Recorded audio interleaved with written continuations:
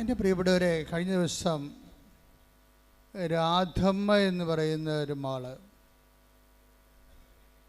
ഹരിപ്പാടെന്ന് ഉള്ളവരാണ്. ഹരിപ്പാട് ഈ രാധമ്മ ഒറ്റ ശ്വാസത്തിൽ ഉടമ്പടിയുടെ 15 അനുഭവങ്ങളെ പങ്കിട്ട് 15 അനുഭവങ്ങൾ ഉടമ്പടിയുടെ. അപ്പോൾ എനിക്ക് ഇടക്കാലം കൊണ്ടൊരു ചെറിയൊരു ആശങ്ക ഉണ്ടായിരുന്നു. അത് ഞാൻ അമ്മയോട് പറഞ്ഞിട്ടുണ്ട്, വേറെ ആരോടും പറഞ്ഞില്ല. ഇപ്പോൾ ഉടമ്പടിയിൽ ഇന്നലെ ഒരു മജിസ്ട്രേറ്റ് സാക്ഷ്യം പറഞ്ഞു. അതുപോലെ തന്നെ IAS വിദ്യാർത്ഥികൾ അവർ പാസ്സായതിനു ശേഷം വന്ന് സാക്ഷ്യം പറയും. IIM സാക്ഷ്യം പറയും. IIT സാക്ഷ്യം പറയും. അപ്പോൾ ഇങ്ങനെയുള്ള വലിയ എഡ്യൂക്കേഷൻ അക്കാഡമിഷ്യൻസൊക്കെ വന്ന് സാക്ഷ്യം പറയുമ്പോൾ എനിക്കൊരു ആശങ്ക ഉണ്ടായിരുന്നു. അതായത് കാലക്രമത്തിൽ ഇത് വലിയ വിദ്യാഭ്യാസമുള്ളവരുടെ വിഷയങ്ങൾ മാത്രം അഡ്രസ്സ് ചെയ്യുന്നൊരു പ്രാർത്ഥനയായിട്ട്, പദ്ധതിയായിട്ട് ഇത് മാറുമോ? കാര്യം അതൊരു ക്രിമിലേറെ വരത്തുള്ളൂ. ഒരു സമൂഹത്തിൽ 5% അക്കാഡമിഷ്യൻസ് വരത്തുള്ളൂ. ബാക്കി ഒരു 70% പ്രാദേശിക ജീവിതക്കാരും, ഇപ്പം ജീവിതം തന്നെ മറിയല്ലേ, വിദേശ ജീവിതക്കാരും പ്രാദേശിക ജീവിതക്കാരും അതിപ്രാദേശിക ജീവിതക്കാരുണ്ട്. വാർഡ് ജീവിതക്കാർ, പഞ്ചായത്ത് വാർഡിൽ നിന്ന് അവർ പുറത്ത് പോകത്തില്ല. ആ വാർഡിൽ ജനിച്ച് വാർഡിൽ ജീവിച്ച് വാർഡിൽ മരിച്ചു പോകും. അതാണ് നമ്മുടെ സാധാരണ മനുഷ്യർ. ഈ വാർഡിൽ ജനിച്ച് ജീവിച്ച് പോകുന്ന ആൾക്കാരുണ്ട്. അപ്പോൾ ഈ ഞാൻ പണ്ട് ഒക്കെ അഡ്രസ്സ് ചെയ്തിരുന്നതെല്ലാം അത്തരം ആൾക്കാരെയായിരുന്നു. കാര്യം അവരുടെ ജീവിതത്തിൽ അവരുടെ ഒരു വേർപ്പിലും വേദനയിലും അവർക്ക് ഒരു കൈത്താങ്ങ്, ഒരു കൈ പിടിച്ച് കൊടുക്കുക, നീ വിളിച്ചപേക്ഷിക്കുന്ന ദൈവം നിൻ്റെ കൂടെ തന്നെ ഉണ്ട് എന്ന് മനസ്സിലാക്കി കൊടുക്കുക. അപ്പോഴങ്ങനെ വന്നപ്പോഴെന്താ സംഭവിച്ചെന്ന് വെച്ച് കഴിഞ്ഞാൽ, ഇൻ്റലക്ച്വൽസും എഡ്യൂക്കേഷണലിസ്റ്റും അക്കാഡമിഷ്യൻസും അഡ്രസ്സ് ചെയ്യാൻ പറ്റാത്തൊരു കാലം ഉണ്ടായിരുന്നു. ഉടമ്പടി വന്നപ്പോൾ ഉടമ്പടി ഒരു ടെക്നിക്കൽ പ്രെയർ ആയത് കാരണം വളരെ ശാസ്ത്രീയമായിട്ട് അതിൻ്റെ ആന്തരികമായ അതിൻ്റെ ചേരുവകൾ, ഫോർമുലയൊക്കെ മനസ്സിലാക്കി ഷാർപ്പ് ഷൂട്ട് ചെയ്താൽ അപ്പോൾ തന്നെ ഷോട്ട് ഡൗൺ ആകും അത്. അപ്പം അതുകൊണ്ട് ഈസിയാണ്. കാര്യം ഈസിയാണെന്ന് വെച്ച് കഴിഞ്ഞാൽ ഇന്നത് ചെയ്താൽ ഇന്ന ഫലമൊന്നുണ്ട്. അല്ലാതെ ഒരു പ്രാർത്ഥനാ ജീവിതത്തിലുള്ള ഒരു ഹൈപ്പോത്തറ്റിക്കൽ സിറ്റുവേഷൻസ് ഉടമ്പടി വളരെ തന്ത്രപൂർവ്വം എലിമിനേറ്റ് ചെയ്യുന്നുണ്ട്. അപ്പോൾ പ്രാർത്ഥിക്കുന്ന ആൾക്കാരുടെ ഒരു പ്രാർത്ഥിക്കുന്ന ഇത് പ്രെയർഫുൾ അതായത് പബ്ലിക് പ്രാർത്ഥിക്കുന്ന പൊതുജനത്തെ സംബന്ധിച്ചിടത്തോളം അവർക്കുണ്ടാകുന്ന ഒരു കൺഫണ്ടേഷൻ, അവരൊരു അംബിഗ്വിറ്റി ഉണ്ട് അവർക്ക്. എന്ന് വെച്ചാൽ ഒരു എന്താണ്, ദൈവം കേൾക്കുമായിരിക്കും, കേട്ടാൽ കൊള്ളാം എന്നുള്ള രീതിയിൽ അവർക്കൊരു ഉറപ്പില്ല. കാര്യം അവർ ചില സമയത്ത് അവർക്ക് ഞങ്ങൾ വിശ്വസിക്കുന്ന വിഷയത്തിൽ ഈ രീതിയിൽ പ്രാർത്ഥിച്ചാൽ ദൈവം കേൾക്കുമോ, അല്ലെങ്കിൽ ഈ ഒരു സമയത്ത് എങ്ങനെയാണ് പ്രാർത്ഥിക്കേണ്ടത്, ഇങ്ങനെ പ്രാർത്ഥിച്ചാൽ മതിയോ, അതൊരു ആധ്യാത്മിക ആശങ്കകളാണ്. ഇപ്പം ഞാൻ ഈ വർഷങ്ങൾ 10-21 ലക്ഷത്തോളം ആൾക്കാർ നേരിട്ട് അവരുടെ സങ്കടങ്ങളൊക്കെ കഴിഞ്ഞ 10-35 വർഷമായിട്ട് കേട്ടപ്പോൾ പൊതുജനത്തിൻ്റെ ആധ്യാത്മിക ആശങ്കകളെക്കുറിച്ച് എനിക്ക് ഏകദേശം ധാരണയുണ്ട്. അപ്പോൾ ആൾക്കാരുടെ ബേസിക് ആശങ്ക എന്ന് പറയുന്നത് ഈ വിഷയത്തിൽ എങ്ങനെയാണ് പ്രാർത്ഥിക്കേണ്ടത്, ഇങ്ങനെ പഠിച്ചാൽ ദൈവം കേൾക്കുമോ. അപ്പം ഞാൻ പഠിക്കേണ്ട കാലത്ത് ഒരു കുഞ്ഞമ്മ ചേച്ചി എന്ന് പറഞ്ഞ ചേച്ചിയുണ്ട്. അവർക്ക് 4 മക്കളുണ്ട്. അവരിങ്ങനെ ഈ പണ്ടത്തെ രീതി അനുസരിച്ച് തലയിൽ കൂടി ഒരു വളയം പോലെ ഇട്ടിട്ട് ഈ നൂലിങ്ങനെ നൂറ്റ് വലയ്ക്ക് കെട്ടാൻ കൊടുത്ത് ജീവിക്കുന്ന സാധാരണ ഒരു അമ്മച്ചിയാണ്. അപ്പോൾ അമ്മച്ചിയുടെ കാര്യങ്ങളൊക്കെ, ഞാനന്ന് 9ാം ക്ലാസ്സിൽ പഠിക്കുകയാണ്. അമ്മച്ചിയുടെ വിഷയങ്ങളൊക്കെ ഓരോ കാര്യങ്ങളൊക്കെ അവിടെ കയറി പിരിക്കുന്ന സ്ഥലത്തൊക്കെ ഇരുന്ന് പറയും. ഞാൻ ഇടയ്ക്ക് അവിടെ പോയി ഇരിക്കും. നാട്ടുകാർ, അയൽവാസികൾ. അപ്പോൾ അവർ പറയണതൊക്കെ ഞാൻ കേട്ടിട്ടുണ്ട്. അതിനകത്ത് കുഞ്ഞുമ്മ ചേച്ചി പ്രാവശ്യം അവരുടെ പ്രാർത്ഥനകൾക്ക് ഒന്നും ഉത്തരം കിട്ടത്തില്ല. കുഞ്ഞുമ്മ ചേച്ചി പറയവേ, ലോകത്ത് മുഴുവനും മനുഷ്യരല്ലേ, ഇതെല്ലാവരുടെയും പ്രാർത്ഥന കേൾക്കാൻ ദൈവത്തിന് പറ്റുക? അതാണ് പ്രശ്നം. ഇപ്പം മനുഷ്യന്മാരിങ്ങനെ മനുഷ്യന്മാർ കേൾക്കുന്ന പോലെ ലോകം മുഴുവൻ മനുഷ്യരല്ലേ, അവിടെയൊക്കെ എല്ലാവരുടെയും പ്രാർത്ഥന കേൾക്കാൻ ദൈവത്തിന് പറ്റുമോ? അപ്പോൾ ദൈവത്തെക്കുറിച്ചുള്ള അവരുടെ ഒരു പ്രാദേശിക ജ്ഞാനമാണത്. അത് പക്ഷേ അങ്ങനെയുള്ള ജ്ഞാനമുള്ള ഒത്തിരി പേരുണ്ട്. നമ്മുടെ വിഷയം മാത്രമല്ല ദൈവത്തിന് അങ്ങനെ ചിന്തിക്കുന്ന ആൾക്കാരുണ്ട്. അപ്പോൾ വ്യത്യസ്തമായ അവരുടെ ഒരു ആധ്യാത്മിക ജ്ഞാനത്തിൻ്റെ ആ ഒരു പരിസരത്ത് നിന്നുകൊണ്ടാണ് അവരുടെ പ്രെയറിൽ ലോഞ്ച് ചെയ്യണത്. അപ്പോൾ അത്രയും തന്നെ ആ പ്രെയറിന് തുടങ്ങുമ്പോൾ തന്നെ അതിൻ്റെ അകത്ത് സംശയത്തിൻ്റെ ഗുമളമുള്ളത് കാരണം അത് വർക്കൗട്ട് ചെയ്യത്തില്ല. പക്ഷേ ഉടമ്പടിയിലേക്ക് വരുമ്പോൾ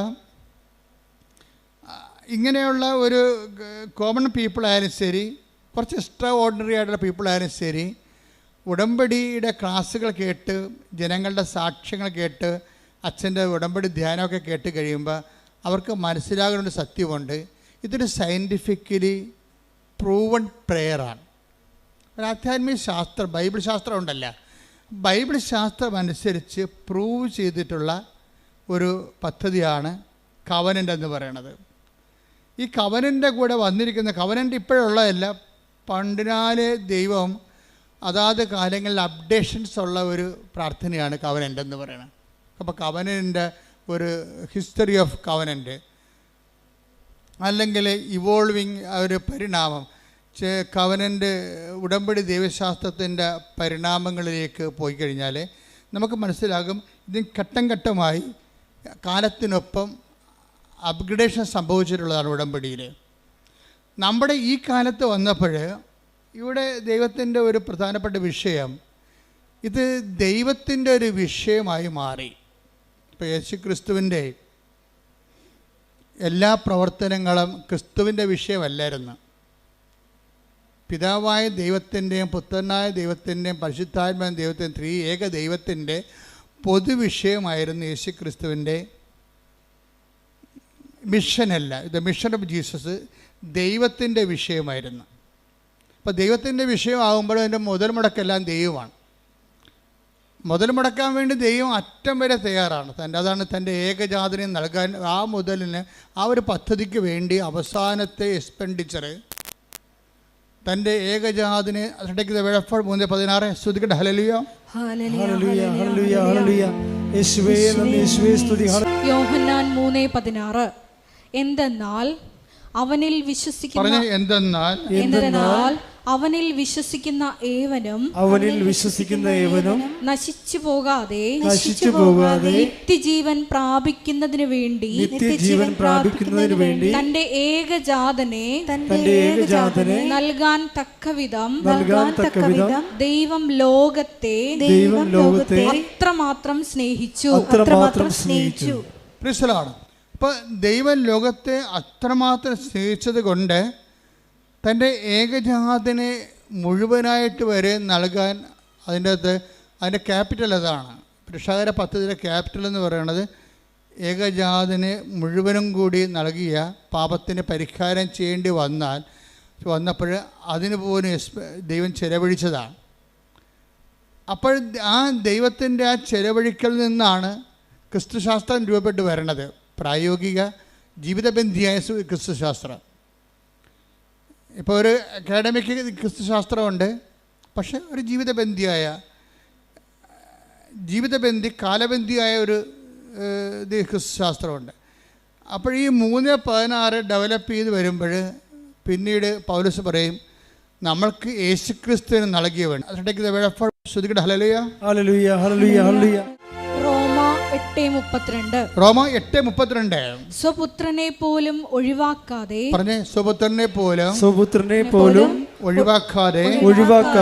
നമുക്കെല്ലാവർക്കും വേണ്ടി അവനെ ഏൽപ്പിച്ചു തന്നവൻ അവനോട് കൂടെ സമസ്തവും നമുക്ക് ദാനമായി നൽകാതിരിക്കുമോ?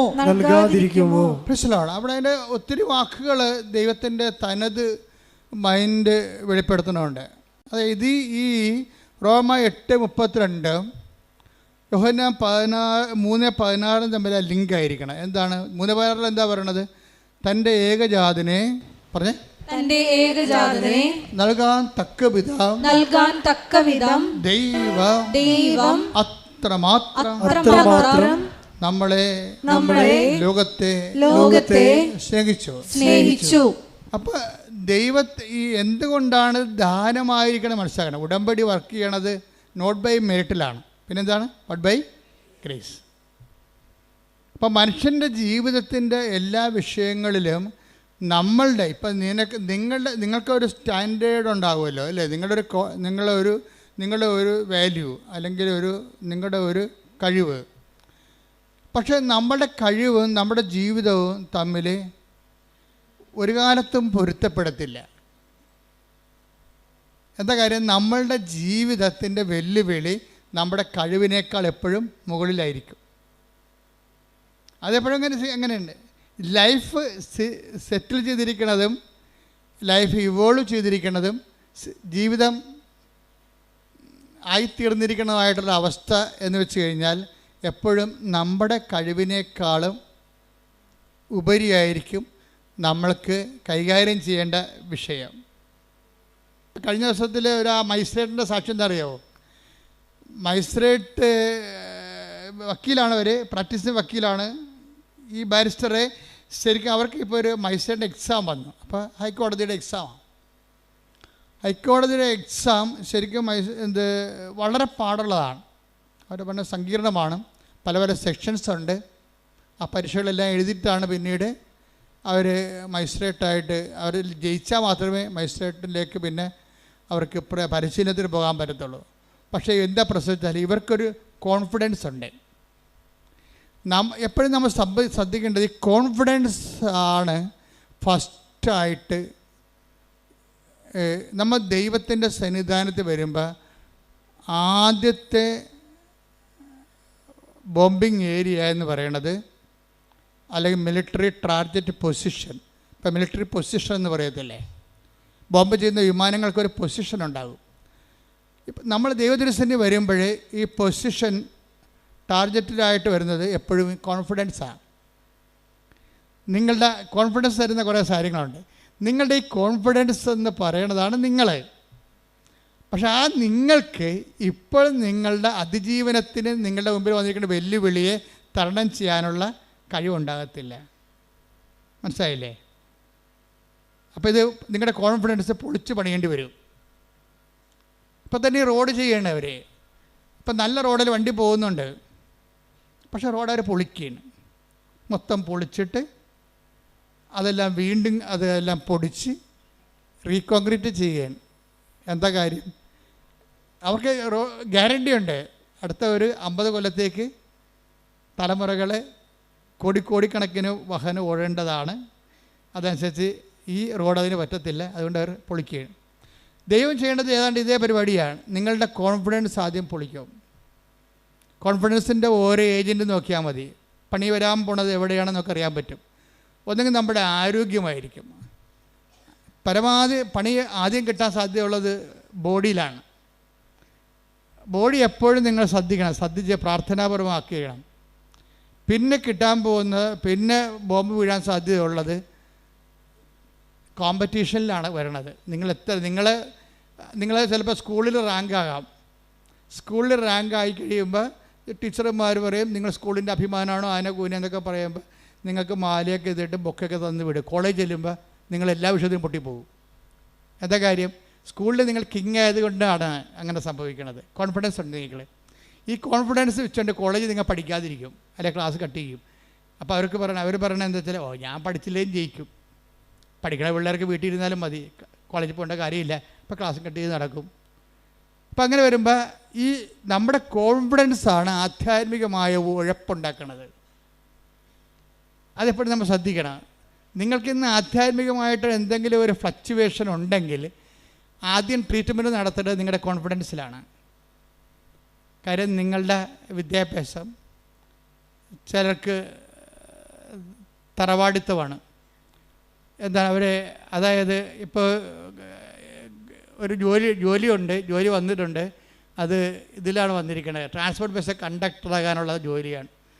അപ്പോൾ ഇവരെ പെറ്റ് വീണ കാര്യത്തിൽ തന്നെ IAS എടുപ്പിച്ചിട്ടാണ് മാതാപിതാക്കന്മാർ വളർത്തുന്നത്.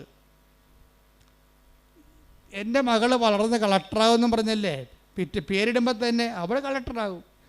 ഈ കുഞ്ഞ് ഞാൻ കളക്ടറാകും എന്ന് പറഞ്ഞുകൊണ്ട് ഇരുന്ന് അവസാനം ഒരു വണ്ടിക്കും കയറി പോകത്തില്ല. വന്ന വണ്ടി പോകും, ഞാൻ കളക്ടറിൻ്റെ വണ്ടി വരാനുണ്ട്, കളക്ടറിൻ്റെ വണ്ടി വരാതിരിക്കില്ല, കളക്ടറിൻ്റെ വണ്ടി വരാൻ.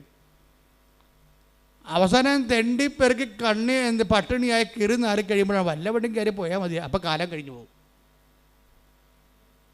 ഇങ്ങനെ എന്തോ അടിച്ചേൽപ്പിച്ച വിശ്വാസങ്ങളുണ്ട് ആൾക്കാർക്ക്. ആരോ അടിച്ചേൽപ്പിച്ച വിശ്വാസം. നീ കളക്ടർ വരെ കുന്തമില്ല, നിൻ്റെ കഴിവനുസരിച്ച് നീ അധ്വാനിക്കുക, ബാക്കി ദൈവം ക്രമീകരിക്കും. മനസ്സിലായ? എനിക്ക് ആഗ്രഹത്തിൻ്റെ അടിമയാകരുത്, ആഗ്രഹത്തിൻ്റെ യജമാനനാകണം. മനസ്സിലായില്ലേ? ആഗ്രഹത്തിൻ്റെ അടിമയായിട്ട് നീ ഒരു ലക്ഷ്യം വെച്ചിട്ട് അതിൽ നിന്ന് തന്നെ പിടിച്ചിട്ട് നിൽക്കുകയാണ്. ഞാൻ ഈ 12 പ്രാവശ്യമൊക്കെ OIT എഴുതുമ്പോൾ പറഞ്ഞു എൻ്റെ മകളെ 12 പ്രാവശ്യമായി. ആരോ പറഞ്ഞ് നിൻ്റെ തലയെ കയറ്റിയതാണ്, നീയും കെട്ടിയവരും കൂടി കാനഡയിൽ താമസിക്കുമെന്ന്. അപ്പോൾ അതിൻ്റെ സ്വപ്നം കൊണ്ട് നടക്കുകയാണ്. ശരിക്കും ഞാനിതിനൊന്നും എതിർക്കണില്ല. പക്ഷേ യാഥാർത്ഥ്യ ബോധം എന്ന് പറയണത് ഇറ്റ് ഈസ് നോട്ട് കോമൺ. അതൊരു കോമൺ സെൻസാണ് വേണ്ടത്. കോമൺ സെൻസ് ഒന്നും ഇപ്പോൾ കോമൺ അല്ലല്ലെന്നല്ലേ പറയണത്. യാഥാർത്ഥ്യബോധം, ഏറ്റവും കൂടുതൽ യാഥാർത്ഥ്യബോധം കുറവുള്ളത് പെൺപിള്ളേർക്കാണ്. ഞാൻ ഇത്രയും നാൾ വന്നിട്ടുള്ള യാത്രയിൽ എനിക്ക് മനസ്സിലാക്കി ഏറ്റവും കുറവ് യാഥാർത്ഥ്യബോധമുള്ളത് പെൺപിള്ളേർക്കാണ്. അവർ ഒന്ന് പറഞ്ഞാലും മനസ്സിലാകത്തില്ല, അവർക്ക് ഒന്ന് പറഞ്ഞാൽ മനസ്സിലാകത്തില്ല. എന്ന് വെച്ചാൽ നിങ്ങൾ ഡിഗ്രഡേറ്റ് ചെയ്യണമെന്നല്ല ഞാൻ പറയണത്. നിങ്ങളെ ഒരു സാമാന്യ ബുദ്ധി ഈ വിഷയത്തിൽ കാണിക്കണം. കലിബർ കടന്നു വന്നിട്ടുള്ള മാർഗങ്ങൾ, അല്ലാതെ ഓരോരുത്തരും പോയി അവരെപ്പോലെ ആകാൻ വേണ്ടി തവള ആനയെപ്പോലെ വീർപ്പിക്കാൻ നിൽക്കരുത്. കാര്യം തവള വീർത്താലും ആന വീർത്താലും കുറച്ച് കഴിയുമ്പോൾ ഇതെല്ലാം ചത്ത് പിരിഞ്ഞ് മണ്ണോടായി തീരും. നമ്മളെപ്പോഴും ശ്രദ്ധിക്കേണ്ടത് ഉറപ്പ് വരുത്തേണ്ട ഒരു സാധനം മാത്രമേ ഉള്ളൂ. എന്താണ്? ദൈവം. നിന്നോട് കൂടെയുള്ള ദൈവത്തിൻ്റെ സാന്നിധ്യമാണ് നീ ഉറപ്പ് വരുത്തേണ്ടത്. ഇപ്പം നീ എന്താ ചെയ്യണമെന്നറിയാമോ? നീ ആദ്യം ഉറപ്പ് വരുത്തണത് നിൻ്റെ ലക്ഷ്യങ്ങൾ ഉറപ്പ് വരുത്തിയിട്ട് ദൈവത്തെ അതിനു വേണ്ടി ഉപയോഗിക്കുകയാണ് ചെയ്യണത്. മനസ്സിലായോ? നീ ആദ്യം ഉറപ്പ് വരുത്തേണ്ടത് എന്തിനാണ്? നീ ആദ്യം ഉറപ്പ് വരുത്തേണ്ടത് നിൻ്റെ ലക്ഷ്യങ്ങളല്ല. ആർക്കും ആഗ്രഹങ്ങളൊക്കെ ഉണ്ടാകത്തില്ലേ? അപ്പോൾ അതിൻ്റെ അടിമയായിട്ട് ജീവിച്ചിട്ട് വല്ല കാര്യമുണ്ടോ? അതിൻ്റെ യജമാനനായിരിക്കണം. ആ യജമാനനാകുമ്പോൾ എങ്ങനെയാകണത്? ദൈവം ആഗ്രഹിക്കുന്ന വഴികളിലേക്ക് ഞാൻ പോകും. കർത്താവിന് മുമ്പിൽ തുറന്നു വെക്കണം. കർത്താവേ, എനിക്കൊന്ന് ഭക്ഷണം കഴിക്കണം, നീ എനിക്ക് തന്നൊരു മാന്യതയിൽ ഇവിടെ ജീവിക്കണം. മാന്യമായ ജീവിതം അത് നമുക്ക് ദൈവത്തോട് ന്യായമായിട്ട് ചോദിക്കാവുന്ന കാര്യമാണ്. എന്താണ് മാന്യമായ ജീവിതം? മാന്യതയെന്ന് പറഞ്ഞ സമയത്ത് ബൈബിൾ ഒത്തിരി പ്രാവശ്യം ഉപയോഗിക്കുന്ന വാക്കാണ്. അവയവങ്ങൾക്ക് പോലും മാന്യതയെന്നൊക്കെ പറഞ്ഞ് ബൈബിൾ ഉപയോഗിക്കുന്നുണ്ട്. അപ്പോൾ ദൈവത്തോട് നമുക്ക് ചോദിക്കാം, മാന്യമായ ജീവിതം, എനിക്കൊരു മാന്യമായ ജീവിതം തരണം. അല്ലാതെ നീ എന്ത് ചെയ്യണം? ദൈവത്തിൻ്റെ ഒരു സംഭവം ഇട്ടിട്ട് വരച്ച് അമ്മ കർത്താവ് എന്ന് പറഞ്ഞുകൊണ്ടിരിക്കുക. അതല്ല ഉടമ്പടി എന്ന് പറയണത്. ഉടമ്പടി നിനക്ക് ന്യായമായി ചോദിക്കാവുന്ന എന്താണ്? മാന്യമായ ജീവിതം. അത് ചോദിക്കാം. അത് കറക്റ്റായിട്ട് കിട്ടിയിരിക്കും. എന്താ കാര്യം എന്നറിയാമോ? അതിന് പ്രൊവിഷനുണ്ട്. എന്താ കാര്യം? ദൈവത്തിൻ്റെ സൃഷ്ടികളിൽ ഏറ്റവും നല്ലവണ്ണം മാന്യതയുള്ളത് മനുഷ്യനെയാണ്. അതുകൊണ്ടാണ് മാന്യമായ ജീവിതം നമുക്ക് അവകാശമായിരിക്കുന്നത്. അത് നമ്മുടെ അവകാശമാണ്. ഇപ്പം നമുക്ക് ഇപ്പോൾ ഒരു കുഴിയാന എന്ന് പറഞ്ഞു കഴിഞ്ഞാൽ അതിനെന്താണ്? കുഴിയാന സാധനമില്ലേ, കണ്ടിട്ടുണ്ടോ? അപ്പം അത് പോകുമ്പോൾ അതിനെ ഉറുമ്പിട്ട് കൊടുക്കുമ്പോൾ അതുടനെ അതിനെ അടിച്ച് മണ്ണ് തെറിപ്പിച്ചിട്ട് അതിന് കുഴിയിലാണ് താമസിക്കണത്, അല്ലേ? കുഞ്ഞു കുഴിയിലാണ് താമസിക്കുന്നത്. പക്ഷേ ആന താമസിക്കുന്നത് എവിടെയാണ്? കൊട്ടിലാണ് താമസിക്കുന്നത്. അപ്പോൾ കുഴിയും കൊട്ടിലും തമ്മിൽ വ്യത്യാസമില്ലേ? അപ്പം ആനക്കൊരു മാന്യതയുണ്ട്, അതുകൊണ്ടാണ് കൊട്ടിൽ വരണത്. കുഴിയാനക്കയുടെ മാന്യതേനെ കുഴി താമസിക്കണം. ഇതുപോലെ തന്നെയാണ് വല്ല പാമ്പ്, അതുപോലെ തന്നെ ഉള്ള ജീവികളൊക്കെ ചിലതൊക്കെ അളയെ താമസിക്കും. ഇപ്പം മനുഷ്യൻ താമസിക്കുന്ന ആടാണെങ്കിൽ അളയിലല്ല ആലയിലാണ് താമസിക്കുന്നത്. അല്ല, വ്യത്യാസം കണ്ട? ആടിന് ആല, അതുപോലെ തന്നെ ആനയ്ക്ക് കൊട്ടിൽ, രാജാവാണെങ്കിൽ കൊട്ടാരത്തിൽ താമസിക്കും. മാന്യത മാറി. ഇതുപോലെ മനുഷ്യൻ എന്തുകൊണ്ടാണ് വീട്ടിൽ താമസിക്കുന്നത്? മനുഷ്യൻ്റെ വീടാണ്, ഭവനം. ഒത്തിരിയേറെ ആന്തരികമായ അർത്ഥങ്ങളുള്ളതാണ് ഭവനം. അവിടെ എന്തുകൊണ്ടാണ് താമസിക്കുക വെച്ച് കഴിഞ്ഞാൽ അവൻ ദൈവത്തിൻ്റെ ഛായയിൽ സൃഷ്ടിക്കപ്പെട്ടത് കൊണ്ടാണ്. അതാണ് മാന്യത എന്ന് പറയുന്നത്. അപ്പോൾ ആദ്യമേ തന്നെ ദൈവം നമ്മുടെ മാന്യത ഫിക്സ് ചെയ്യുന്നുണ്ട്. എന്ന് വെച്ചാൽ നമ്മുടെ എല്ലാ അവകാശങ്ങളും ഫിക്സ് ചെയ്യുകയാണ്. നമ്മുടെ എല്ലാ അവകാശങ്ങളും, ഈ ജീവിതത്തിനും വരാൻ പോകുന്ന ജീവിതത്തിനും വേണ്ടിയുള്ള എല്ലാ റൈറ്റുകളും കോൺസ്റ്റിറ്റ്യൂഷണലൈസ് ചെയ്തിരിക്കുകയാണ്. അവൻ്റെ ഛായയിൽ സൃഷ്ടിച്ചെന്ന് പറയുമ്പോഴേ ദൈവം മനുഷ്യനെ അവൻ്റെ ഛായയിൽ സൃഷ്ടിച്ചു എന്ന് വെച്ച് കഴിഞ്ഞാൽ ഇതിൻ്റെ മാന്യത മെയിൻറ്റെയിൻ ചെയ്യാനുള്ള എല്ലാ ഇൻഫ്രാസ്ട്രക്ചറും അവൻ ആർജിക്കാൻ ദൈവം അവന് സഹായിക്കും. അതുപോലെ മാന്യത സുരക്ഷയാണ്. ആദ്യമേ തന്നെ ഒരു ജനറ്റിക്കൽ കോൺസ്റ്റിറ്റ്യൂഷനിൽ വന്നിരിക്കുന്നത് മനുഷ്യൻ്റെ മാന്യതയുടെ സുരക്ഷയാണ്. നമുക്ക് പട്ടിണി കിടന്നാൽ സർക്കാരിനെതിരെ കേസ് കൊടുക്കാം നമുക്ക്. അതാണ് ഭക്ഷ്യസുരക്ഷാ നിയമം. ഇപ്പം നമ്മൾ ഭക്ഷ്യസുരക്ഷ അല്ലെങ്കിൽ നമ്മളൊരു മറ്റു തരത്തിലുള്ള കുറേ പോളിസീസാണ് നമ്മൾ എടുത്തിരിക്കുന്നത്. ദൈവം ഇതെല്ലാം കൂടി കണക്കാക്കിയിട്ട് ഒറ്റ പോളിസിയിലാക്കി. എന്താണ്? മനുഷ്യൻ അവനെ തന്നെ സൃഷ്ടിച്ചു. അപ്പോൾ മാന്യമായി ഭൂമിയിൽ മനുഷ്യനെ പോലെ ജീവിക്കാനുള്ള മനുഷ്യൻ എന്ന് പറഞ്ഞാൽ ആരാണെന്ന് പറഞ്ഞിട്ടുണ്ട്. ആരാണ്? ദൈവത്തിൻ്റെ പൈതൽ. അപ്പോൾ ദൈവ പൈതലാണ് ഞാനെന്നുള്ളതാണ് ഏറ്റവും വലിയ ബോധമുള്ളത്. നമ്മുടെ ഏറ്റവും വലിയ നമ്മുടെ ഒരു വിശ്വാസം നമുക്ക് തരുന്ന ഒരു ബോധമുണ്ട്. ആത്മീയ ബോധം എന്നുകൊണ്ട് ദൈവ പൈതലാണെന്നാണ്. അപ്പോൾ ദൈവ പൈതലാകുമ്പോൾ ദൈവ പൈതലല്ലാതെ പോകുന്ന ഇപ്പോൾ രാധമ്മയുടെ സാക്ഷ്യം എന്താണ്? രാധമ്മയുടെ ഒന്നാമത്തെ അനുഭവം എന്താണ്? അവരുടെ മകൻ ഭയങ്കര പണ്ടാര വെള്ളവടിയാണ്. എന്നിട്ട് വീട്ടിൽ കാശും കൊടുക്കത്തില്ല, കുടുംബം നോക്കത്തില്ല. രാധമ്മ തന്നെ വീട്ടുവരക്ക് പോയിട്ടാണ് മകൻ്റെ ഭാര്യയും കുഞ്ഞുങ്ങളെയും പോറ്റേണ്ടത്. What a pathetic condition. കണ്ടില്ലേ? This is life. ഇവരെ അഡ്രസ്സ് ചെയ്യണമെന്ന് ഞാൻ അമ്മയോട് പല പ്രാവശ്യം പറഞ്ഞിട്ടുണ്ട്. ഒത്തിരി ക്രിമിനലിനെ നീ അഡ്രസ്സ് ചെയ്യുന്നുണ്ട് ഈ പുതിയ കാലത്ത്. അതേസമയം തന്നെ ഇതിൻ്റെയൊക്കെ എല്ലാം നിലനിർത്തിക്കൊണ്ടിരിക്കുന്ന അടിസ്ഥാന സിസ്റ്റത്തിൽ താമസിക്കുന്ന ആൾക്കാരെ ഉടമ്പടിയിൽ അഡ്രസ്സ് ചെയ്യണമെന്ന് അമ്മയോട് ഞാൻ പല പ്രാവശ്യം പറഞ്ഞിട്ടുള്ളതാണ്. കാര്യം സങ്കടക്കാർ വരുമ്പോഴേ ഇപ്പം ഞാൻ ചിലർ പറയും 65 വയസ്സെന്ന് പറയും നിങ്ങൾ ഞങ്ങളെക്കൊണ്ട് ഉടമ്പടി എടുപ്പിക്കത്തില്ല. ചില 65 വയസ്സുകാർ എൻ്റെ അടുത്ത് വന്ന് സങ്കടം പറയും, അച്ഛന്മാരടുത്ത് പറയും, എന്താ ഞങ്ങളെക്കൊണ്ട് ഉടമ്പടി എടുപ്പിക്കാത്തത്, ഞങ്ങൾക്ക് ജീവിക്കേണ്ടതെന്നൊക്കെ ചോദിക്കും. എന്നോട് വന്ന് ചോദിക്കുമ്പോൾ പറയും, എൻ്റെ ചേച്ചമ്മേ നിങ്ങൾക്ക് ജീവിക്കണം, നിങ്ങൾക്ക് 67 വയസ്സുണ്ട്, നിങ്ങൾ നേരെ വന്ന് വെടിപ്പായിട്ട് മാതാവിൻ്റെ കണ്ണിട്ട് നോക്കിയിട്ട് കറഞ്ഞിട്ട് കാര്യം വന്നിട്ട് പോകും. നിങ്ങളെ ഇത്രയും ഉടമ്പടി പോലെ ആപതും ആരോഗ്യമൊക്കെ ഉള്ളവരാണ് ഉടമ്പടി എടുക്കുന്നത്. അത് എടുത്തിട്ട് ഉഴപ്പി പിന്നെയും വന്ന് പണി മേടിക്കേണ്ട കാര്യമില്ല. നിങ്ങൾക്കുള്ളത് അമ്മ വിളമ്പി വെച്ചിട്ടുണ്ട്. ചില ആൾക്കാർക്ക് അത് നോക്കുകയിലേ ഉള്ള മാതാവിൻ്റെ മുഖത്തിട്ട്. വിശ്വാസത്തോടെ ഒന്ന് നോക്കിയാൽ തന്നെ റെസ്പോണ്ടൻ്റാണ്. അപ്പം അതുകൊണ്ട് തന്നെ പക്ഷേ ഉടമ്പടി എടുക്കാൻ കഴിവുള്ളവൻ മാതാവിനെ നോക്കി പഠിപ്പിച്ചാൽ മാതാവ് ചിലപ്പോൾ ഇവിടുന്ന് ഒറ്റ നടക്ക് പോയില്ലെന്ന് വരും. കഴിയാതെ കാപട്യമാണ്, കഴിഞ്ഞാൽ മീൻ പിടിക്കാനാണ്. നമുക്ക് മലയാളിക്ക് പണ്ട് മുതലേ രക്തത്തിലുള്ള കുറേ സാധനമുണ്ട്. എന്താണ്? കണ്ടവനെ കൊണ്ട് പണിയെടുപ്പിക്കുന്ന കുറേ സാധനങ്ങളുണ്ട്. ഇതിനെ നമ്മൾ ആദ്യം ചികിത്സിക്കേണ്ടി വരും. എന്ന് വെച്ച് കഴിഞ്ഞാൽ മലയാളിക്ക് ആദ്യം എന്തൊക്കെ മലയാളികളുടെ പഴഞ്ചൊല്ല് നോക്കിയാൽ മതി. 2000 കൊല്ലമായിട്ട് ഈ വസ്തു എങ്ങനെ ജീവിച്ചെന്ന് മനസ്സിലാകും. എംബ്രാൻ്റെ വെട്ടത്ത് വാര്യയുടെ അത്താഴം. വാര്യയുടെ കളറാണെന്ന് മനസ്സിലായില്ലേ? വാര്യർ ഒരിക്കലും എണ്ണ കൊണ്ട് കാശ് മുടക്കി വിളക്ക് കത്തിക്കത്തില്ല. എംബ്രാൻ്റെ പടിപ്പുരയിൽ രാജാവ് അല്ലെങ്കിൽ നാട്ടുപ്രമാണി അല്ലെങ്കിൽ കരപ്രമാണി അല്ലെങ്കിൽ ഊരാളിയുടെ പടിപ്പുരയ്ക്ക് വിളക്ക് വെക്കാൻ രാജാവ് അനുവാദം കൊടുത്തിട്ടുണ്ട്. എല്ലാവർക്കും പടിപ്പുര വിളക്ക് വെക്കാൻ പറ്റത്തില്ല. തിരുവിതാംകൂറിലും കൊച്ചിയിലും പടിപ്പുര വിളക്ക് വെക്കണമെന്നുണ്ടെങ്കിൽ ഭണ്ഡാരത്തിൽ കൊണ്ട് പണം അടക്കണം. ഭണ്ഡാരത്തിൽ പണം അടക്കാൻ കഴിവില്ലാത്തവന് വിളക്ക് വെക്കാൻ അനുവദിക്കത്തില്ല. ഭാര്യർ ഭണ്ഡാരത്തിൽ പണം അടക്കാൻ ഭാര്യന് കാശില്ല. അപ്പോൾ ഊരാളെങ്കിൽ ചെന്നിട്ട് എന്ത് ചെയ്യും? അവിടുത്തെ വിളക്ക് പടിപ്പുര വെക്കുമ്പോൾ വീട്ടിൽ അത്താഴം എടുത്തുകൊണ്ട് ഭാര്യർ ഊരാളെങ്കിൽ ചെല്ലും. അവിടെ ചെന്നിട്ട് അവിടെ വെട്ടത്തിരുന്നുകൊണ്ട് ഭക്ഷണം കഴിക്കും. അത് ഭാര്യ പോകും. അതാണ് എംബ്രാൻ്റെ വെട്ടത്ത് ഭാര്യയുടെ അത്താഴം. ചിലർ പറയും കൈ നനയാതെ മീൻ പിടിക്കുക. അതാണ് സംഭവം. എന്ന് വെച്ച് കഴിഞ്ഞാൽ ചൂണ്ടിക്കാണിച്ചു കൊടുക്കും, ആ മീൻ പിടി, ഈ മീൻ പിടി കിടക്കുന്നതിനെ നിൽക്കും, മറ്റവർക്ക് അടുത്തപ്പം വെള്ളത്തിൽ കിടക്കും. അതാണ് കൈ നനയാതെ മീൻ പിടിക്കുക. പിന്നെ തുമ്പിയെ കൊണ്ട് കല്ലെടുപ്പിക്കുക. അപ്പോൾ ഇതൊക്കെ മലയാളിയുടെ ബേസിക് മെറ്റീരിയൽ നേച്ചറിലുള്ളതാണ്. ഇതിന് ആധ്യാത്മികതയിൽ ബൈബിള് ഇതിന് നല്ലവണ്ണം ചികിത്സിക്കും ഈ രോഗത്തിനെ.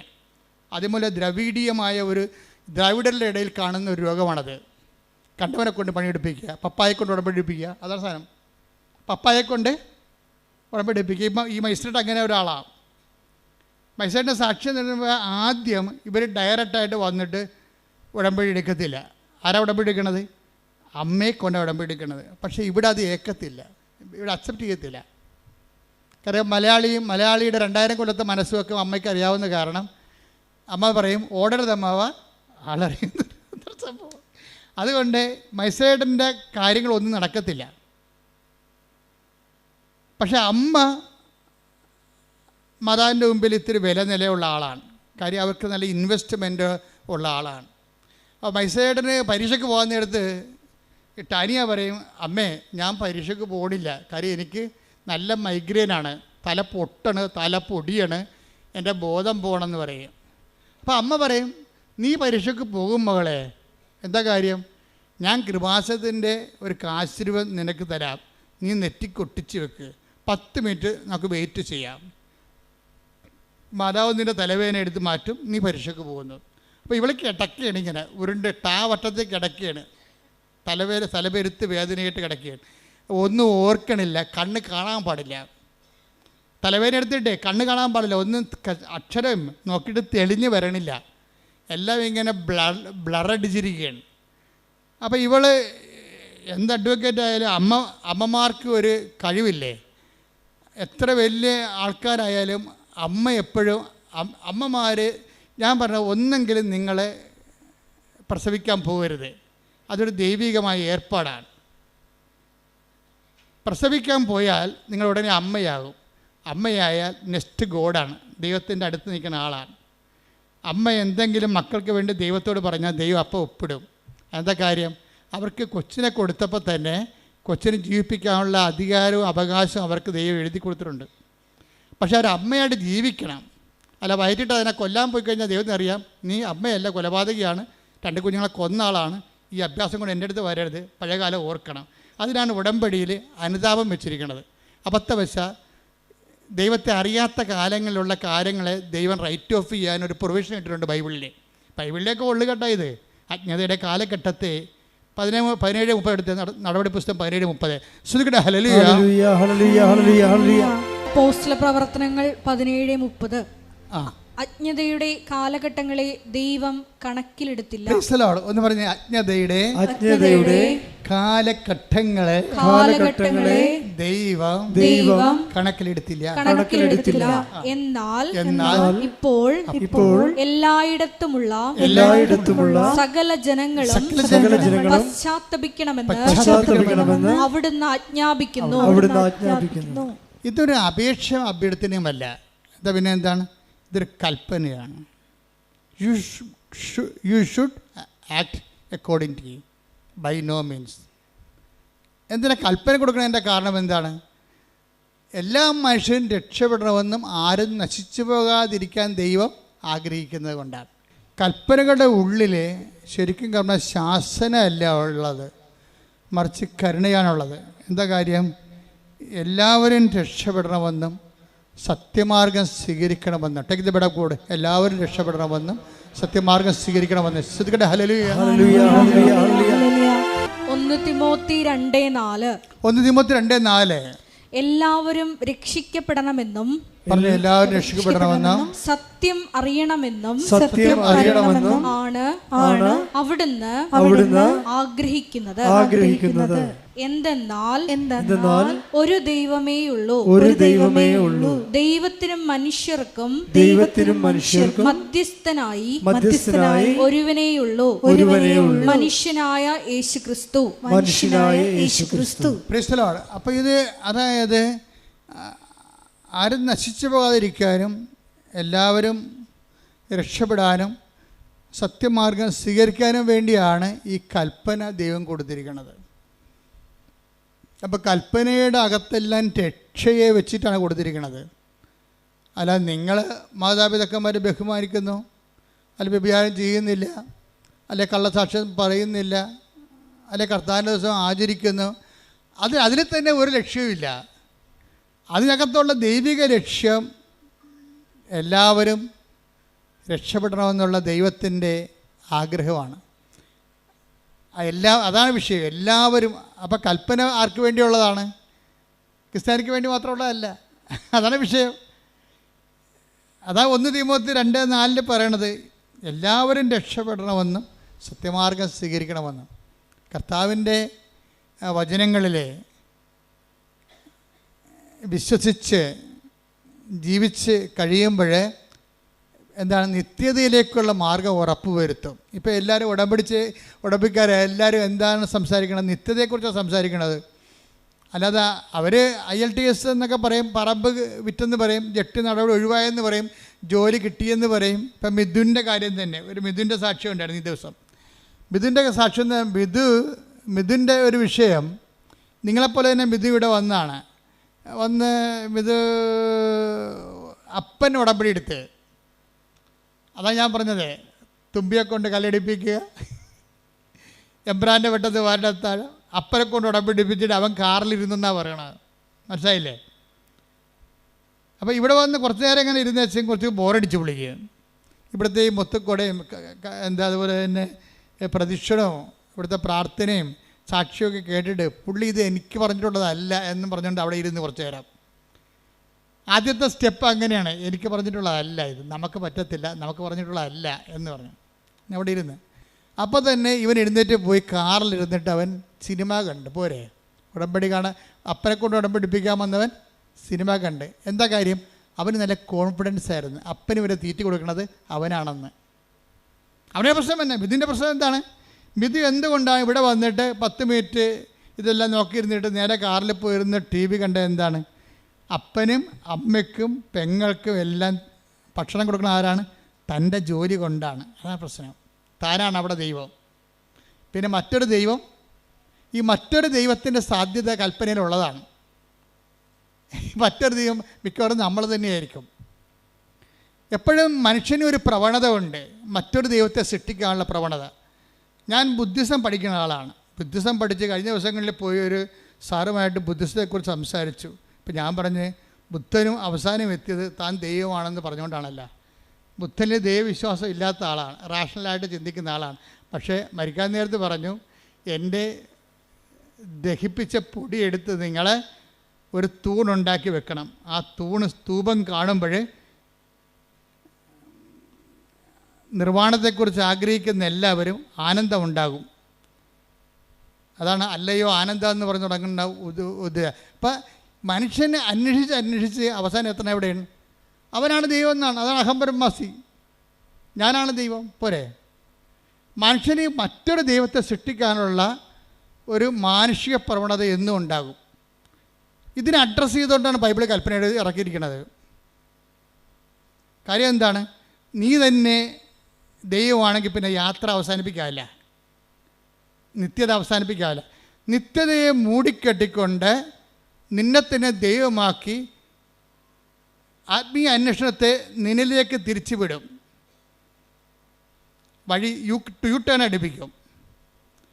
ബൈബിൾ യൂട്ടേൺ അടുപ്പിക്കത്തില്ല. ബൈബിൾ പറയും നേരെ നീണ്ടു കിടക്കുകയാണ് വഴി, ദൈവത്തിലേക്ക് നടക്കാൻ പറയും. പുറപ്പാട് 23 ശ്രുതികട്ടെ. ഹല്ലേലൂയ, ഹല്ലേലൂയ, ഹല്ലേലൂയ. 23 ഞാനല്ലാതെ വേറെ ദേവന്മാർ നിനക്കുണ്ടാകരുത്. Praise the Lord. അപ്പം മിഥുനിലെ ഒരു മറ്റൊരു ദൈവം രൂപപ്പെട്ട് വരികയാണ്. അവൻ്റെ വിദ്യാഭ്യാസം, അവൻ്റെ ജോലി, അവൻ്റെ ശമ്പളം ഇവനെ മറ്റൊരു ദൈവമായിട്ട് മാറ്റും. This is our confidence. ഈ കോൺഫിഡൻസ് എപ്പോഴും ഒരു മിലിറ്ററി പൊസിഷനായിരിക്കും, ടാർഗറ്റ് ചെയ്യാൻ സാധ്യതയുള്ള സ്ഥലം. മിലിറ്ററി ടാർഗറ്റ് സ്ഥലമാണത്. അത് ഞാൻ ആദ്യം ടാർഗറ്റിനെ കുറിച്ച് പറഞ്ഞത്. നമ്മുടെ കോൺഫിഡൻസ് എവിടെയോ അവിടെയായിരിക്കും ബോംബ് വീഴാൻ സാധ്യത. ക്രിസ്തു എന്താ പറഞ്ഞത്? നിൻ്റെ ഹൃദയം എവിടെയോ അവിടെയായിരിക്കും നിൻ്റെ നിക്ഷേപം. ഇതുപോലെ തന്നെ അതിൻ്റെ അതിൻ്റെ വ്യാഖ്യാനമാണ് നിൻ്റെ ആത്മവിശ്വാസം എവിടെയോ അവിടെയായിരിക്കും നിൻ്റെ ആത്മനാശം. ശ്രുതികട്ടെ. ഹല്ലേലൂയ. അപ്പം എനിക്ക് ഈ ദൈവത്തിന് ആവശ്യമില്ല. വീട്ടിൽ അപ്പന് വരെ ചിലവ് കൊടുക്കുന്ന ദൈവം ഞാനാണ്. മനസ്സിലായി? അതാണ് വിഷയം. അപ്പോൾ ഈ വേറെ ദൈവത്തെ ആത്മവിശ്വാസത്തിൻ്റെ ഒരു പ്രശ്നം എന്താ? ആത്മവിശ്വാസത്തിൻ്റെ പ്രശ്നം വേറെ ദൈവത്തെ സൃഷ്ടിച്ചുകൊണ്ടിരിക്കും. ഇത് ജഡിക മനുഷ്യൻ്റെ ഒരു സ്വാഭാവിക ജൈവ പ്രവണതയാണ്. ഈ ആത്മവിശ്വാസം വേറെ ദൈവത്തെ സൃഷ്ടിച്ചുകൊണ്ടിരിക്കുക. വേറെ ദൈവത്തെ സൃഷ്ടിച്ചുകൊണ്ടിരിക്കണത് തന്നെയല്ല, അത് ചില സമയത്ത് നീ തന്നെയായിരിക്കും ആ ദൈവം, അല്ലെങ്കിൽ നിൻ്റെ പ്രൊഫസറായിരിക്കും നിൻ്റെ ദൈവം. കാര്യം ഈ മനുഷ്യന്മാർക്ക് എപ്പോഴും ആരാധന വാസന ഉള്ളതാണ്. ആരാധന വാസന, ഈ ആരാധന വാസന ദൈവം മനുഷ്യരിൽ വെച്ച് കൊടുത്തിരിക്കണത് എന്തുകൊണ്ടാണ്? അതൊരു ആരാധന വാസന ഒരു ജന്മവാസനയാണ്. വാസനയല്ലേ, അത് ഇൻസ്റ്റിങ്ക്റ്റ് അല്ലേ? ആരാധന വാസനയാണ്, ഇൻസ്റ്റിങ്ക്റ്റാണ്. ഇപ്പം ഇവിടെ ഒരു പുഴയാണ്. നമ്മൾ 1 കിലോമീറ്റർ അകലെ ഒരു പുഴയുമില്ല, അവിടെയെങ്കിലും വെള്ളവുമില്ല. ഒരു ആമയെ പിടിച്ചിട്ട് കിഴക്കോട്ട് തിരിച്ച് വെച്ച് നോക്കിയേ, അത് അപ്പം തന്നെ പടിഞ്ഞോട്ട് തിരിഞ്ഞിട്ട് ഈ പുഴയിലേക്ക് നടക്കും. അതാണ് വാസന എന്ന് പറയണത്. ഇപ്പം ഇവിടെ ഒരു പുഴ കിടക്കുകയാണ്.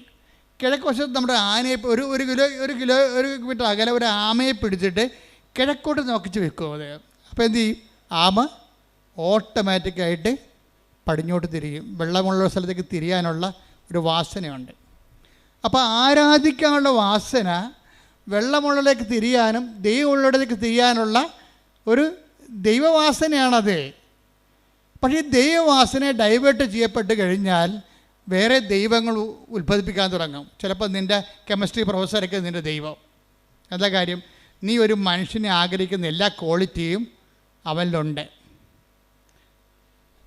നിൻ്റെ ആരാധന വാസനയുടെ വില്ലൻ നിൻ്റെ വീട്ടിലായിരിക്കും. എന്താ കാര്യം? ദൈവമെന്നും പറഞ്ഞ് വിളിച്ചുകൊണ്ട് നടക്കണതിൻ്റെ അപ്പൻ എന്തെങ്കിലും വിഷയം കഴിയുമ്പോൾ പൂക്കൽ പോലെ വിറക്കണ കാണാം. അയാൾ നിനക്ക് ഹീറോ അല്ല. അതുകൊണ്ട് നിൻ്റെ മനസ്സ്, അരക്ഷിതമായ നിൻ്റെ മനസ്സ് ഒരു പ്രശ്നങ്ങളുടെ മുമ്പിൽ വിറക്കാത്ത ഒരു മനുഷ്യനെ തേടി നടക്കും, ഒരു സന്നിധാനത്തെ തേടി നടക്കും. അങ്ങനെ വരുമ്പോൾ ദൈവവിശ്വാസമില്ലാത്ത ഒരു പ്രൊഫസറിനെ കണ്ടുപിടിച്ചെന്ന് വിചാരിച്ചു, അല്ലെങ്കിൽ ഒരു പാർട്ടി സഖാവിനെ കണ്ടുപിടിക്കും. നീ അയാളെ ആരാധിക്കാൻ തുടങ്ങും. സത്യദൈവത്തെ നഷ്ടപ്പെടുന്ന അവിശ്വാസത്തിൻ്റെ വഴികളെക്കുറിച്ച് ഉടമ്പടിയിലുള്ളവർ ബോധവാന്മാരായിരിക്കണം. ശ്രദ്ധിക്കട്ടെ. ഹല്ലേലൂയ. ഉടമ്പടി എന്തുകൊണ്ട് ചില ആൾക്കാർക്ക് വൈകുന്നു എന്ന് വെച്ചാൽ, ആ ഉടമ്പടി അനുഗ്രഹം സ്വീകരിക്കാൻ വേണ്ടി മാത്രം നിങ്ങൾ യോഗ്യമായിട്ടില്ല. That's A point. മനസ്സിലായില്ലേ? ഉടമ്പടി എൻ്റെ പോയിന്റ് എന്താണ്? ചിലർക്ക് ദൈവത്തിൻ്റെ കമ്മ്യൂണിക്കേഷൻ എന്തുകൊണ്ടാണ് ഇതുവരെക്കും റേഞ്ച് ഒക്കാത്തതിൻ്റെ കാര്യം വെച്ച് കഴിഞ്ഞാൽ, റേഞ്ച് ഒക്കാൻ വേണ്ടി മാത്രം നിങ്ങൾ അനുഗ്രഹം സ്വീകരിക്കാൻ വേണ്ടി മാത്രം നിങ്ങൾ റേഞ്ചുള്ള സ്ഥലത്തല്ല നിൽക്കണത്. ദൈവം നിങ്ങളെ പതുക്കെ പതുക്കെ അമ്മയിലൂടെ അപ്പനിലൂടെയൊക്കെ കൊണ്ടുവന്ന ജീവിത അനുഭവങ്ങളിലൂടെ, രണ്ടും ആയാണ് അപ്പ അമ്മ അനുഭവങ്ങൾ. ഈ 3 ആൾക്കാരും ദൈവത്തിൻ്റെ കൈകളാണ്. നിങ്ങൾ തള്ളി കൊണ്ടുവന്ന് റേഞ്ചുള്ള സ്ഥലത്ത് നിർത്തും. മിഥുൻ്റെ പണി പോയി. അതാണ് വിഷയം. മിഥുന് ഇപ്പം നേരത്തെ എന്താ പറഞ്ഞത്? ഈ ഉടമ്പടി എടുക്കാൻ വേണ്ടി വന്ന മിഥുൻ പോയി വണ്ടിയായിരുന്നു, കാറിലിരുന്ന് സിനിമ കണ്ട കാര്യം എന്താ? അപ്പന് വരെ അവന് നല്ല ജോലിയുണ്ട്, നല്ല ശമ്പളമുണ്ട്, നാട്ടിൽ തന്നെ 1 ലക്ഷം രൂപ അടുത്ത് ശമ്പളം ഉണ്ടാവും. അപ്പോൾ വീട്ടിൽ പണം കൊടുക്കണ ആർക്കാണ്? ഇവർ അന്നന്ന് വേണ്ട ആഹാരം ഇത് ഞങ്ങൾക്ക് തരണമെന്ന് അപ്പം മുട്ടയെന്ന് പ്രാർത്ഥിക്കുമ്പോൾ അവനവിടെ കിടക്കുക, വീഡിയോ കാണുക വല്ലതായിരിക്കും, അല്ലെങ്കിൽ ആർക്കെങ്കിലും മെസ്സേജ് വിട്ടുകൊണ്ടിരിക്കുകയാണ്. കാര്യം അന്നന്ന് വേണ്ട ആഹാരം കൊടുക്കുന്ന ദൈവം അവനാണ്. എപ്പോഴും നമ്മൾ ശ്രദ്ധിക്കേണ്ട വിഷയമാണ്. ഒന്ന് ഉറങ്ങിയതുകൊണ്ട് നേരം വിളിക്കത്തില്ല. ഇപ്പോഴീ കാലാവസ്ഥ ഇപ്പോൾ സേഫാണ് വിചാരിച്ചുകൊണ്ട് നാളെ അത് സേഫാണെന്ന് നിർബന്ധമില്ല. ദൈവത്തെ കൂടാതെ ഈശോ പറഞ്ഞിട്ടുണ്ട്. എന്താണ്? എന്നെ കൂടാതെ നിങ്ങൾക്കൊന്നും ചെയ്യാൻ, കുറച്ചൊക്കെ ചെയ്യാൻ പറ്റുമായിരിക്കും, പക്ഷേ ദൈവത്തെ കൂട്ടിച്ചേർക്കേണ്ട ഒരു സമയം എപ്പോഴായാലും നമുക്ക് കൺഫ്രണ്ട് ചെയ്യേണ്ടി വരും. Take the word of God, എന്നെ കൂടാതെ. ശ്രദ്ധിക്കട്ടെ. ഹല്ലേലൂയ. യോഹന്നാൻ 15:5 എന്നെ കൂടാതെ നിങ്ങൾക്ക് ഒന്നും ചെയ്യാൻ കഴിയുകയില്ല. അപ്പോൾ ഇതേ പ്രശ്നം വെച്ചാൽ ഏതെങ്കിലും ഒരു നിമിഷം വരും നമ്മുടെ ജീവിതത്തിൽ, ഒരു ബ്ലാങ്ക് പീരീഡ് വരും. അപ്പോഴെന്ത് വേണം? ദൈവത്തിന് നമുക്ക് ആവശ്യമുണ്ടാകും. അതാണ് വിഷയം. ദൈവത്തിന് ഒരു വസ്തുവാണെങ്കിൽ ദൈവത്തിന് ആവശ്യം ആ വസ്തു നമുക്കൊരു അരിവാള് നമ്മളെവിടെ വെക്കണത്? എവിടെയെങ്കിലും അലമാരിയോ അടുക്കളയുടെ അലമാരയുടെ അടിയിൽ കൊണ്ട് അരിവാൾ വെച്ച് വെക്കും. എന്നാൽ ഇപ്പോൾ അത് ആവശ്യമില്ല ഇല്ലേ? ഒരു മഴയും കാറ്റും വന്ന് ഒരു പരത്തി കമ്പ് വന്ന് നമ്മുടെ അടുക്കള മുതുകത്ത് വീഴുമ്പോഴാണ് നമ്മൾ അരിവാൾ തിരക്കണത്. ഉടനെ അവിടെ അലമാരടിയിൽ പോയി നമ്മൾ അരിവാൾ എടുത്തുകൊണ്ട് വരും. തൽക്കാലം നമുക്ക് ആവശ്യമില്ല. തൽക്കാലം ആവശ്യമില്ലാത്ത സ്ഥലം നമ്മൾ പാത്ത് വെക്കും. ദൈവത്തെ പാത്ത് വെക്കുന്ന ഒരു ജീവിതമാണ് പലപ്പോഴും എല്ലാവർക്കും ഉള്ളത്. തൽക്കാലം ആവശ്യമില്ലാത്ത കാരണം പ്രാർത്ഥന മുടങ്ങും, കുർബാന മുടങ്ങും. ഇപ്പോൾ കുർബാന മുടങ്ങുന്നവരും ഇപ്പോൾ പ്രാർത്ഥന മുടങ്ങുന്നവർ ഓർക്കുക, അരിവാള് പാത്ത് വെക്കുന്ന പോലെ നിങ്ങൾ ദൈവത്തെ പാത്ത് വെക്കുകയാണ്. ദൈവത്തെ വസ്തുവാക്കുന്നവരാണ് തൽക്കാലത്തേക്ക് ദൈവത്തെ മാറ്റി നിർത്തുന്നത്. ഈ കൊടുത്ത പോയിന്റ് ക്ലിയർ ആയില്ലേ? വസ്തുക്കളെ നമ്മൾ മാറ്റി വെക്കും, ആവശ്യമുള്ളപ്പോൾ അത് എടുക്കത്തുള്ളൂ. നമുക്ക് 10 സെൻറ്റ് സ്ഥലമുണ്ട് അല്ലെങ്കിൽ അരയൊക്കെ സ്ഥലമുണ്ടെങ്കിൽ അതിൻ്റെ പ്രമാണം പിടിച്ചിട്ട് നമ്മൾ നടക്കണില്ലല്ലോ, ഇല്ല. അത് ആവശ്യമുള്ളപ്പോഴും പൊക്കെ ഓരോ ചെയ്യാൻ നേരത്തേക്ക് എടുക്കത്തുള്ളൂ. ആവശ്യമുള്ളപ്പോൾ എടുക്കുന്ന സ്ഥലങ്ങൾ മാത്രം എടുക്കുകയാണെങ്കിൽ അതെന്താണ്? വ്യക്തിയല്ല, വസ്തുവാണ്. നീ നിൻ്റെ ദൈവത്തിന് ആവശ്യമുള്ളപ്പോൾ, ഒരു ജീവിത ആവശ്യമുള്ളപ്പോൾ മാത്രമാണ് എടുക്കുന്ന വ്യക്തിയാണെങ്കിൽ നീ ദൈവത്തെ വ്യക്തിയായിട്ട് കാണുന്നില്ല, വസ്തുവായിട്ട് കാണുന്നു. വസ്തുവായിട്ട് കണ്ടാൽ ദൈവം വർക്കൗട്ടല്ല. അതുകൊണ്ടാണ് ഉടമ്പടി ലാഗ് ചെയ്യണത്. ഇപ്പം എന്നെ കൂടാതെ, ഇപ്പം 15:5 യോഹന്നാൻ പറഞ്ഞു, എന്നെ കൂടാതെ നിങ്ങൾക്ക് ഒന്നും ചെയ്യാൻ സാധ്യമല്ല എന്ന് പറഞ്ഞ അതിൻ്റെ അർത്ഥം, എൻ്റെ മകനെ, എൻ്റെ മകളെ, നിൻ്റെ കരത്തിൽ, നിൻ്റെ യാത്രയിൽ നിത്യമായി എന്നെയും കൂട്ടു. ഞാൻ നിൻ്റെ കൂടെ വരാൻ ആഗ്രഹിക്കുന്നു. I will come with you wherever you go. നീ എവിടെ പോയാലും ഞാൻ നിൻ്റെ കൂടെ വരുമെന്ന് പറഞ്ഞത് തന്നെയാണ്. എന്നെ കൂടാതെ നിങ്ങൾക്കൊന്നും ചെയ്യാൻ സാധ്യമല്ലെന്ന് പറയുന്നുണ്ടെങ്കിൽ അതാണ് ഉടമ്പടിയിലുള്ള ദൈവത്തിൻ്റെ സ്നേഹം. കൈയടിക്കട്ടെ. നമ്മൾ ആരും ദൈവത്തിൻ്റെ കൈക്ക് പിടിക്കാൻ നടക്കണമെന്ന് ദൈവം പറയണില്ല. ഇപ്പം മിഥുനില്ലേ, മിഥുനെ സംബന്ധിച്ചിടത്തോളം മിഥുനിപ്പോൾ ഇവിടെ ഉടമ്പടി എടുത്തില്ല, അവൻ കാറിൽ പോയിരുന്നൊരു സിനിമ കണ്ടു എന്ന് പറഞ്ഞുകൊണ്ട് അയാളൊരു നോൺ പ്രാക്ടീസിങ് കാത്തലിക്കൊന്നും അല്ല. അയാൾ അത്യാവശ്യം കൊന്തയിലുള്ള ആളാണ്, വീട്ടിലൊക്കെ പ്രാർത്ഥന കൂടുന്ന ആളാണ്, അതിനെതിരിപ്പൊന്നുള്ള ആളല്ല. ദൈവത്തിൻ്റെ കരം പിടിച്ച് നടക്കാത്ത ആളൊന്നുമല്ല. പക്ഷേ എന്താ പ്രശ്നം വെച്ച് കഴിഞ്ഞാൽ, നിങ്ങൾ ദൈവത്തിൻ്റെ കരം പിടിച്ചിട്ടുണ്ടെന്ന് ദൈവത്തിന് തോന്നിയിട്ടില്ല. അതാണ് പ്രശ്നം. നമ്മൾ പ്രാർത്ഥിക്കുന്നു, പക്ഷേ പ്രാർത്ഥിക്കുന്നതായിട്ട് നമ്മൾക്കത് തോന്നണില്ല. മനസ്സിലായില്ലേ? നമ്മൾ പള്ളിയിൽ പോകുന്നതായിട്ടും കുർബാന കൂടുന്നതായിട്ടും നമ്മൾക്കത് തോന്നണില്ല. എന്താ കാര്യം? നിങ്ങളത് സ്പിരിച്വൽ ഫ്രിജിഡിറ്റിയിലാണ്. You are a spiritual frigidity. ഇതിനാദ്യം വേണ്ടത് അവയർനെസ്. സ്പിരിച്വൽ ഫ്രിജിഡിറ്റി, ആധ്യാത്മിക ശൈത്യത്തെ അതിജീവിക്കാനുള്ള ആദ്യ മാർഗമെന്ന് പറയുന്നത് അവയർനെസ്സാണ്. എന്താണ്? ഞാൻ ചെയ്യുന്ന കാര്യത്തിൽ എൻ്റെ മനസ്സ് ഉറപ്പിക്കണം. നിങ്ങളിവിടെ ആയിരിക്കാണ്, ഉടമ്പടി എടുത്തിരിക്കുന്ന ആളാണ്. ഇപ്പം ചില ആൾക്കാർക്കൊക്കെ ഉടമ്പടിയെക്കുറിച്ച് വല്ലാത്ത കോൺഷ്യസാണ്. എന്താ കോൺഷ്യസ്? അവബോധമാണ്. എന്താ കാര്യം വെച്ച് കഴിഞ്ഞാൽ, അവരിപ്പോൾ ഒരു അപകടം ഉണ്ടായാൽ, ഞാൻ ഇപ്പോഴും ഓർക്കും, ഒരു ആങ്ങളെ ഉടമ്പടി എടുത്ത്, ഒരു പെങ്ങൾ ഉടമ്പടി എടുത്തതാണ്. അപ്പോൾ ഉടമ്പടി എടുത്ത് അവളങ്ങനെ ഉടമ്പടി ജീവിക്കുകയാണ്. വേറെ എന്താ കാര്യത്തിന് വേണ്ടി, അവൾക്ക് വേണ്ടി, ഭർത്താവിന് വേണ്ടിയൊക്കെയാണ് ഉടമ്പടി എടുത്തിരിക്കുന്നത്. പക്ഷേ അവൾക്ക് ഉടമ്പടിയാണെന്ന് അവൾക്ക് അവയർനെസ് ഉണ്ട്. പക്ഷേ കുറച്ച് കഴിഞ്ഞപ്പോൾ ഒരു ഭയങ്കര ഫോൺ കേട്ട അവൾ ഫോൺ എടുത്ത് നോക്കിയപ്പോൾ കൂട്ടുകാരത്തി വിളിച്ചിരിക്കുകയാണ്, എടി നിൻ്റെ ആങ്ങളയെ വണ്ടി ഇടിച്ചെന്ന് പറഞ്ഞ്. ആ വണ്ടി കണ്ട ആങ്ങളെ ഉണ്ടെന്ന് അറിയാൻ പറ്റത്തില്ല, നീ പേടിക്കാൻ പറയുകയല്ല, നീ പ്രാർത്ഥിക്കാൻ പറയണമെന്ന് പറഞ്ഞ് അവർ ഫോൺ കട്ട് ചെയ്തു. ഫോൺ കട്ട് ചെയ്യണമെങ്കിൽ ഇവളൊരു കാര്യം പറയും, എൻ്റെ ആങ്ങളെക്ക് ഒരു ചുക്ക് സംഭവിക്കത്തില്ല, ഞാൻ ഉടമ്പടി എടുത്തതാണെന്ന്. ഇതാണ് കവനൻ്റ് കോൺഷ്യസ് എന്ന് പറയണത്. Covenant conscious. ഉടമ്പടി എടുക്കുമ്പോൾ നിങ്ങളുടെ കയ്യിൽ ഞാൻ എപ്പോഴും തരികയില്ലേ. ഇപ്പം ചില ആൾക്കാർ എന്നെ കണ്ടു കഴിയുമ്പോൾ ആൾക്കാർ ചോദിക്കുക, അച്ഛാ ഇത് കണ്ട അച്ഛാ, ഉടമ്പടി കാശുരൂപയില്ല, ഞാൻ കൊച്ചു കാശ് കൊണ്ട് നടക്കണമെന്ന് പറയും. ഞാൻ പറഞ്ഞു, ഉടമ്പടി കാശുരൂപ എന്ത് ചെയ്യും? അപ്പം മിണ്ടത്തില്ല.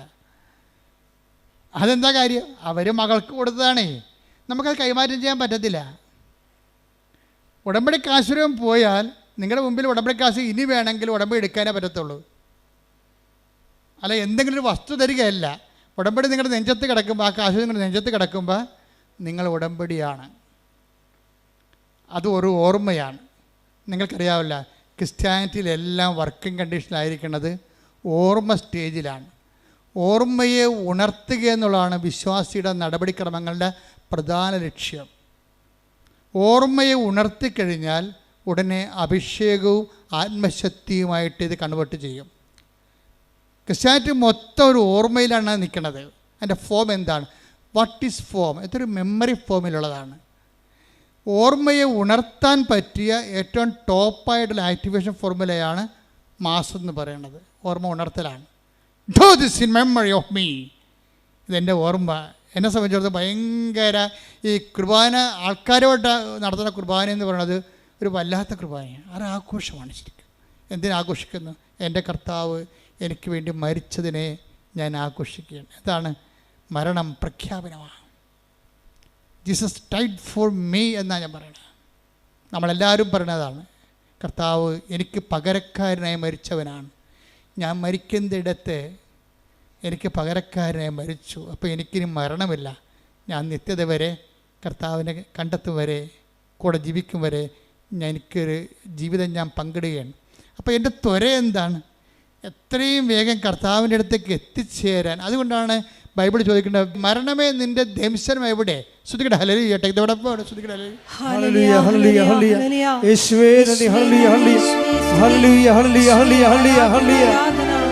1 കൊരിന്തോസ് 15:55. 1 കൊരിന്തോസ് 15:55. മരണമേ നിന്റെ ദംശനം എവിടെ? മരണത്തെ ഒരു പാമ്പായിട്ടാണ് കാണുന്നത്. ഇപ്പം എന്ത് ചെയ്യും? അതിൻ്റെ വിഷപ്പല്ലി കർത്താവ് ഊരിക്കളഞ്ഞ്. Take the word of God പറഞ്ഞേ. മരണമേ നിന്റെ ദംശനം എവിടെ? അടുത്ത വചനം. മരണത്തിന്റെ ദംശനം പാപവും. മരണത്തിന്റെ ദംശനം പാപവും പാപത്തിന്റെ ശക്തി നിയമവുമാണ്. പാപത്തിന്റെ ശക്തി നിയമവുമാണ്. നമ്മുടെ കർത്താവായ യേശുക്രിസ്തു വഴി നമുക്ക് വിജയം നൽകുന്ന ദൈവത്തിന് നന്ദി. അപ്പം നമുക്ക് വിജയം നൽകുന്ന ആരാണ്? ദൈവം. ആര് വഴിയാണ്? കർത്താവ് വഴി. അപ്പം നമുക്ക് വിജയം നൽകുന്ന ദൈവമാണെങ്കിൽ, അത് കർത്താവ് വഴിയാണെങ്കിൽ, ആ വിജയം നൽകുന്ന കർത്താവ്, അത് വിജയം നൽകിയത് ഉടമ്പടി വഴിയാണ്. ശ്രുതിക്കട്ടെ ഹല്ലേലൂയ. വചനം അവസാനിക്കുന്നത്, വെളിപാട് അവസാനിക്കുന്നത് എന്താണ്? ഇനി മരണമില്ല. Take the word of God. ശ്രുതിക്കട്ടെ ഹല്ലേലൂയ. വെളിപാട് 21:4. വെളിപാട് 21:4. അവിടുന്ന് അവരുടെ മിഴികളിൽ നിന്നും കണ്ണീർ തുടച്ചു നീക്കും. ഇനി മരണം ഉണ്ടായിരിക്കുകയില്ല. ഇനിമേൽ ദുഃഖമോ മുറവിളിയോ വേദനയോ ഉണ്ടാവുകയില്ല. പഴയതെല്ലാം കടന്നുപോയി. പഴയതെല്ലാം കടന്നു പോകുന്ന, ഇനി ദുഃഖം ഉണ്ടാകാതിരിക്കുന്ന ഒരു ടൈം. അപ്പോൾ നിങ്ങളോർക്ക് ഇത് എന്താണ് ആൾക്കാർ മരിക്കുന്നുണ്ടല്ലാന്ന്? ആൾക്കാർ മരിക്കുന്നു എന്ന് പറയുമ്പോൾ നിങ്ങൾക്കറിയാമല്ലോ, ഈശോ എന്താ പറയണത്? നമ്മളെങ്ങനെ ഇവിടെ ജീവിക്കണത്? നമ്മളൊരു അവബോധത്തിൻ്റെ, അറിവിൻ്റെ അവബോധത്തിലാണ് ജീവിക്കണത്. അവബോധത്തിലാണ് അറിവ്, അറിവിലാണ് ആനന്ദം. അതുകൊണ്ടാണ് ഈശോ പറഞ്ഞത്, ഏകസത്യദൈവമായ നിന്നെയും നീ അയച്ച യേശുക്രിസ്തുവിനെയും അറിയുകയാണ് നിത്യജീവൻ. ഇപ്പം ക്രിസ്തു വന്നോടുകൂടിയാണ് നമ്മുടെ മരണത്തിൻ്റെ ഭയം മാറിയത്. എന്താ കാര്യം? അതെങ്ങനെ നമ്മൾ മനസ്സിലാക്കി? ഇപ്പം നിങ്ങളൊരു പണ്ട് നമ്മുടെ കോവിഡ് കാലത്ത് കുർബാന ചെല്ലിയതിന് അച്ഛനെയും കുർബാന കൂടിയ കപ്പേരനെയും ഈ ഗവൺമെൻറ് അറസ്റ്റ് ചെയ്തിട്ടുണ്ട്. ആ കേസ് ഇപ്പോഴും കിടപ്പുണ്ട് കോടതി. കുർബാന ചെല്ലിയതിനെ അറസ്റ്റ് ചെയ്തിരിക്കുന്ന കേരളമാണിത്. ലോകത്ത് അങ്ങനെ ചെയ്യണമെന്ന് അറിയത്തില്ല. അച്ഛനെയും കപ്പേരെയും കുർബാന ചെല്ലിയതിനെ അറസ്റ്റ് ചെയ്തിരിക്കുകയാണ്. പോലീസ് അടഞ്ഞിരുന്ന പള്ളി തുറന്ന് അകത്ത് കയറി അറസ്റ്റ് ചെയ്തു. കേസായി. മാസ്ക് വെക്കാത്തതിന് പോലീസ് ഓടിച്ചിട്ട് ആൾക്കാരുടെ മുഖത്തിന് അടിച്ചിട്ടുണ്ട് ഒരു കാലത്ത്, ഇല്ലേ? ഉറപ്പല്ലേ? എത്ര പേര് അടി കൊണ്ടുണ്ട്, കേസുമായിട്ടുണ്ട്. അപ്പോൾ ആൾക്കാർക്ക് പേടിയായിരുന്നു ഭയങ്കര. എന്തിനെ പേടിയാണ്? കോവിഡ് പടരുമോ, ആൾക്കാർ മരിക്കുമോ, മരണത്തെക്കുറിച്ചുള്ള പേടിയാണ്. പിന്നെ എപ്പോഴാണ് ഈ പേടി മാറി മാസ്ക് ഊരി ആൾക്കാർ ദൂരെ കളഞ്ഞത്? ഇഞ്ചക്ഷൻ കണ്ടുപിടിച്ചപ്പോഴാണ്, അല്ലേ? ഇഞ്ചക്ഷൻ കണ്ടുപിടിച്ചപ്പോൾ തന്നെ ഭയങ്കര സന്തോഷത്തിലാണ്. പോളാ പുല്ലെന്ന് പറഞ്ഞ് മാസ്ക് വേണ്ട, ഒന്നും വേണ്ട. എന്താ കാര്യം? സന്തോഷമായി. അതന്നെ ക്രിസ്തു ചെയ്തത്. പാപത്തിനും മരണത്തിനും ഇഞ്ചക്ഷൻ കണ്ടുപിടിച്ചു. എന്താണ്? തൻ്റെ മരണത്താൽ പാപത്തിന് പരിഹാരമാക്കിയിട്ട് ദൈവത്തിരുസന്നിധിയിൽ പ്രസാദത്തിനുള്ള വഴി കാണിച്ചപ്പോഴാണ് മനുഷ്യന് സന്തോഷമുണ്ടായത്. അവിടുന്ന് അവിടെ കണ്ണിൽ നിന്ന് കണ്ണീരെല്ലാം തുടച്ച് നീട്ടി. ഇനി മരണമില്ല. ശ്രദ്ധിക്കട്ടെ, ഹല്ലേലൂയ. അതായത് എപ്പോഴും ക്രിസ്തുവിനെ നമ്മൾ സ്നേഹിക്കുമ്പോൾ അറിഞ്ഞ് സ്നേഹിക്കുന്നതാണ് നല്ലത്. അല്ല, പശുവിനെ നമ്മൾ എന്തിന് സ്നേഹിക്കുന്നു? പശുവിനെ എന്തിനു സ്നേഹിക്കുന്നു? പശു എനിക്ക് പാല് തരുന്നു, ക്രിസ്തു എനിക്ക് IELTS തരുന്നു. കണ്ട, പല ആൾക്കാരുടെ ഉള്ളിൽ അറിവിൽ ക്രിസ്തുവിന് പശുവിൻ്റെ റേറ്റിങ്ങേ ഉള്ളു. ഞാൻ പശുവിനെ സ്നേഹിക്കുന്നു. എന്താ കാര്യം? പശു എനിക്ക് പാല് തരുന്നു. പിന്നെ എന്താ? പശു എനിക്ക് ചാണകം തരുന്നു. ചാണകം എനിക്കിന് തക്കാളിക്കിടാം, അല്ലേ? അപ്പോൾ വളം തരുന്നു. അതുകൊണ്ട് ഞാൻ പശുവിനെ സ്നേഹിക്കുന്നു. ക്രിസ്തു എൻ്റെ ജപ്റ്റിനോട് മാറ്റുന്നു. ക്രിസ്തു എനിക്ക് ജോലി തരുന്നു. ഞാൻ ക്രിസ്തുവിനെ സ്നേഹിക്കുന്നു. ഞാൻ പശു എനിക്ക് ചാണകം തരുന്നു, പശു എനിക്ക് പാല് തരുന്നു, ഞാൻ പശുവിനെ സ്നേഹിക്കുന്നു. പല ആൾക്കാരും ക്രിസ്തുവിനെ സ്നേഹിക്കുന്നത് അവൻ്റെ അറിവിൻ്റെ നിലവാരവും ആരാധന നിലവാരവും മൃഗസമാനമാണ്. പശു സമാനം എന്ന് പറഞ്ഞ് കേട്ടിട്ടില്ല? അതുപോലെ ആധ്യാത്മികതയും അനുഭവങ്ങളും നരസമാനമായിരിക്കുന്ന ഒരു അനുഭവത്തിൻ്റെ പരിമിതിയിൽ നിന്ന് മാത്രം നിൽക്കുന്ന ആൾക്കാരുണ്ട്. ക്രിസ്തുവിൽ ഉദ്ദേശിക്കുന്നവരെന്താണ്? അവൻ നിത്യതയോളം വളരണം. പണ്ട് 1-ാം ക്ലാസ്സിലെ പാഠപുസ്തകമില്ലേ? എന്താണ്? അമ്മ എനിക്ക് കാച്ചിയ, വലിയ മോൾക്കറിയാം. നിങ്ങൾക്കൊന്നും അറിയാൻ പറ്റും, നിങ്ങൾ വേറെ പുസ്തകം പഠിച്ചിരിക്കുന്നത് കൊണ്ട്, DPEBക്കാരല്ലേ. വലിയ മോൾക്കറിയാം, പഴയ പാഠപുസ്തകമുണ്ട്. എന്താണ്? അമ്മ എനിക്ക് കാച്ചിയ, അമ്മണി വന്നു കമ്മൽ തന്നു, അല്ലേ? അതന്നെ. അപ്പോൾ അമ്മ എനിക്ക് കാച്ചിയ പാല് തരുന്നു. എന്താ കാര്യം? ഞാൻ അച്ഛനോളം വലുതാകണം. അതാണ് അമ്മയ്ക്കിഷ്ടം. അതാണ് 1-ാം പാഠം. അധ്യാത്മികയുടെ 1-ാം പാഠവും ബൈബിളിൻ്റെ 1-ാം പാഠവും അത് തന്നെയാണ്. എന്താണ്? ക്രിസ്തു എനിക്ക് സ്വന്തം ശരീരവും രക്തവും തരുന്നു. എന്താ കാര്യം? ഞാൻ നിത്യതയോളവും വലുതാകണം. ശ്രദ്ധിക്കട്ടെ, ഹല്ലേലൂയ.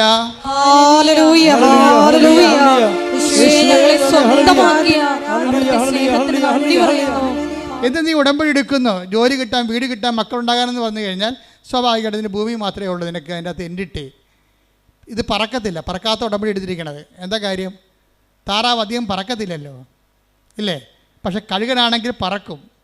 അപ്പോൾ നീ ഒരു ഈഗിൾ കവനൻ്റാണ് എടുത്തിരിക്കണം എന്നുണ്ടെങ്കിൽ ഇത് പറന്നങ്ങ് നിൽക്കും. എന്താ കാര്യം? എന്താ? നിത്യത. എന്താണ് ഇതിൻ്റെ ഉദ്ദേശം? എന്താണ്? നിത്യതയാണ്.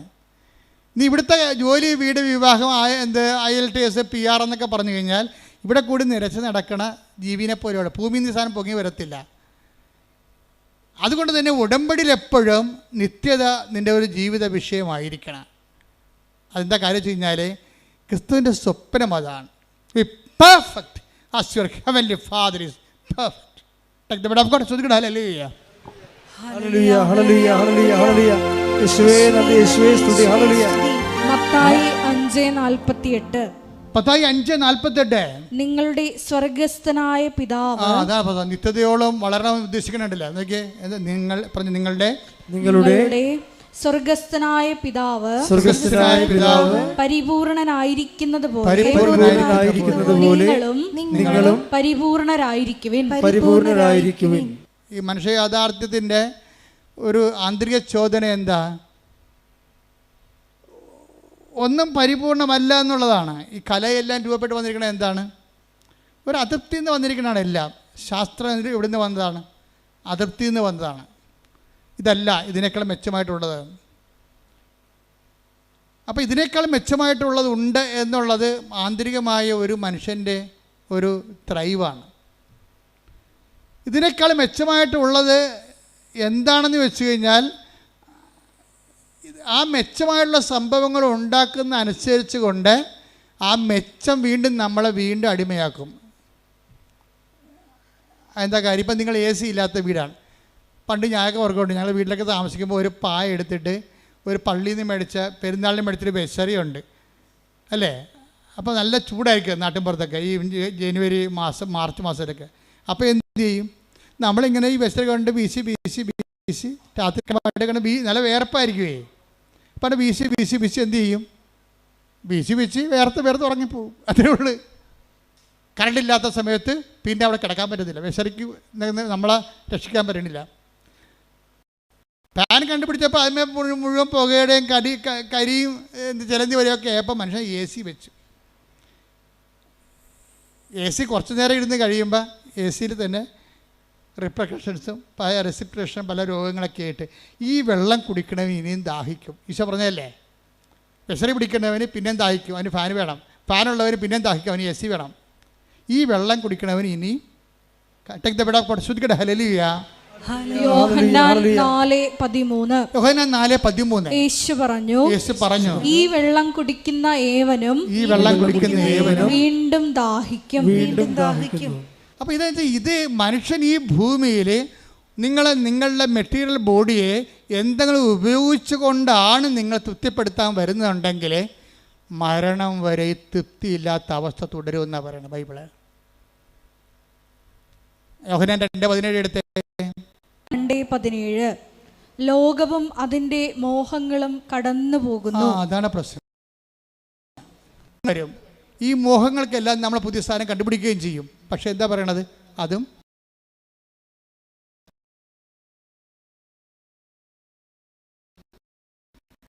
കാര്യമായപ്പെടുത്താൻ പറ്റത്തില്ല. ഇതിൻ്റെ സ്റ്റാറ്റസ് ഇങ്ങനെ അപ്ഗ്രേഡ് ചെയ്ത് പോകാനാണെങ്കിൽ ഞൊട്ടേണ്ടി വരും എന്നർത്ഥം. ഒരാൾക്കാർ അവിടെ അഭിമാനം, അവിടെ സ്റ്റാറ്റസ് കീപ്പ് ചെയ്യണം എങ്ങനെയാണ്? ബ്രാൻഡ് ചേഞ്ച് ചെയ്തുകൊണ്ടാണ്. കാറിൻ്റെ ബ്രാൻഡ് ചേഞ്ച് ചെയ്യുന്നു. അവർ ഉപയോഗിക്കുന്ന ഓരോ വസ്തുക്കളെയും സ്റ്റാൻഡേർഡ് കമ്പനിയുടെ ബ്രാൻഡിനൊപ്പമാക്കി എടുത്തിട്ട് ഈ ജഡിക മനുഷ്യൻ ഇങ്ങനെ വളർന്നുകൊണ്ടിരിക്കും. ഈ ജഡിക മനുഷ്യനെ യേശു ക്രിസ്തുവിനെ സ്വീകരിക്കാൻ സാധ്യമല്ല.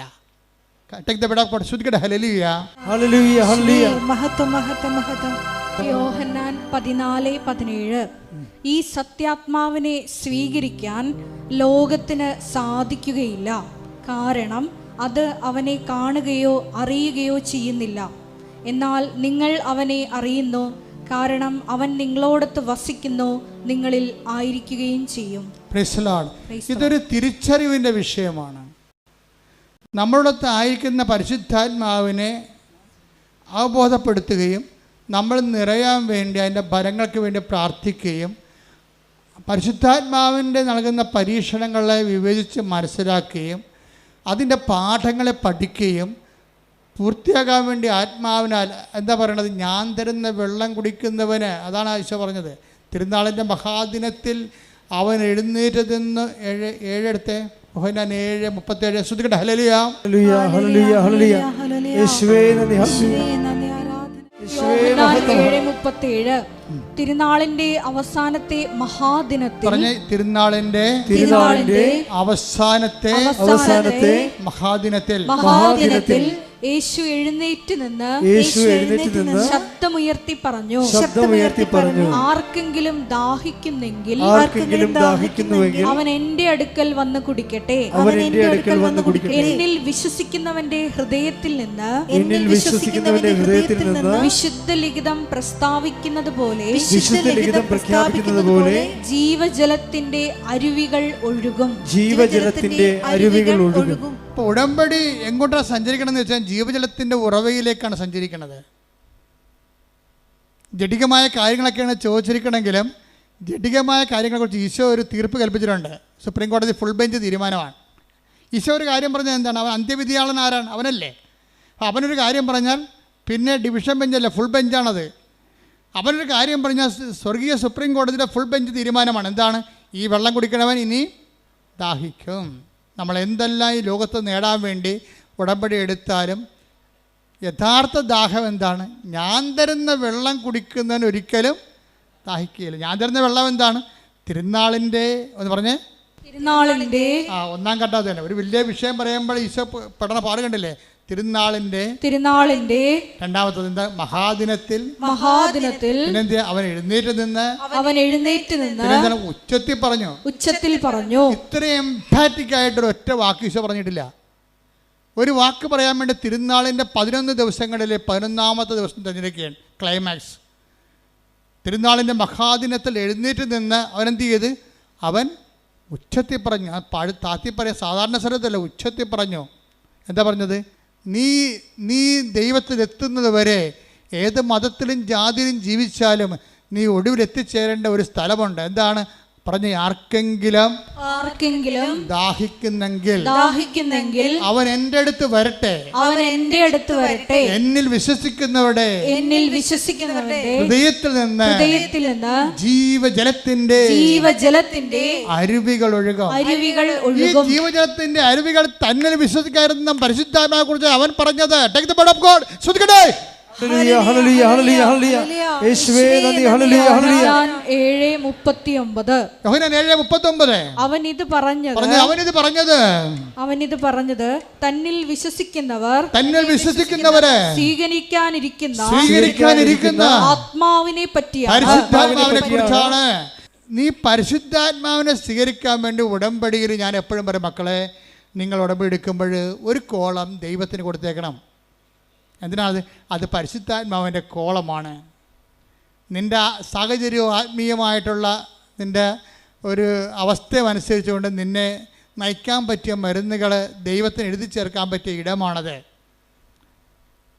അതിന് നിങ്ങൾ മതവും ജാതിയും ഒന്നും മാറേണ്ട കാര്യമില്ല. ക്രിസ്തുവിനെ സ്വീകരിക്കണ ആർക്കാണ് ജാതി മാറേണ്ടത്? ആർക്കാണ് മതം മാറേണ്ടത്? ഇത് അതിനുള്ള സംവിധാനമാണോ? അല്ല. നിങ്ങൾ ക്രിസ്തുവിനെ get Jesus and get saved എന്ന് വെച്ചാൽ ക്രിസ്തുവിനെ സ്വീകരിക്കുന്നവരെ അവർ മതാതീതമായിട്ട് അതീതമായിട്ട് അപ്പനും മക്കളും തമ്മിൽ ഒരുമിച്ച് കണ്ടെത്തിക്കൊണ്ട് സന്തോഷത്തോടെ ജീവിക്കുന്ന സാഹചര്യം ഇവിടെ ഉണ്ടായത് നിൻ്റെ കടങ്ങൾ കർത്താവ് അവൻ്റെ മരണത്താൽ പരിഹരിച്ചത് കൊണ്ടും നിന്നെ അവൻ കടങ്ങളിൽ നിന്ന് നീ ചെയ്യേണ്ട പാപത്തിന് പരിഹാരം അവൻ ചെയ്തപ്പോൾ അവൻ്റെ പരിഹാരം എനിക്ക് വേണ്ടി കൂടിയാണെന്ന് ഞാൻ വിശ്വസിക്കുമ്പോഴാണ് ജ്ഞാനത്താൽ നമ്മൾ സ്നാനം സ്വീകരിക്കുന്നത്. വെള്ളം കൊണ്ടല്ല, ജ്ഞാനത്താൽ.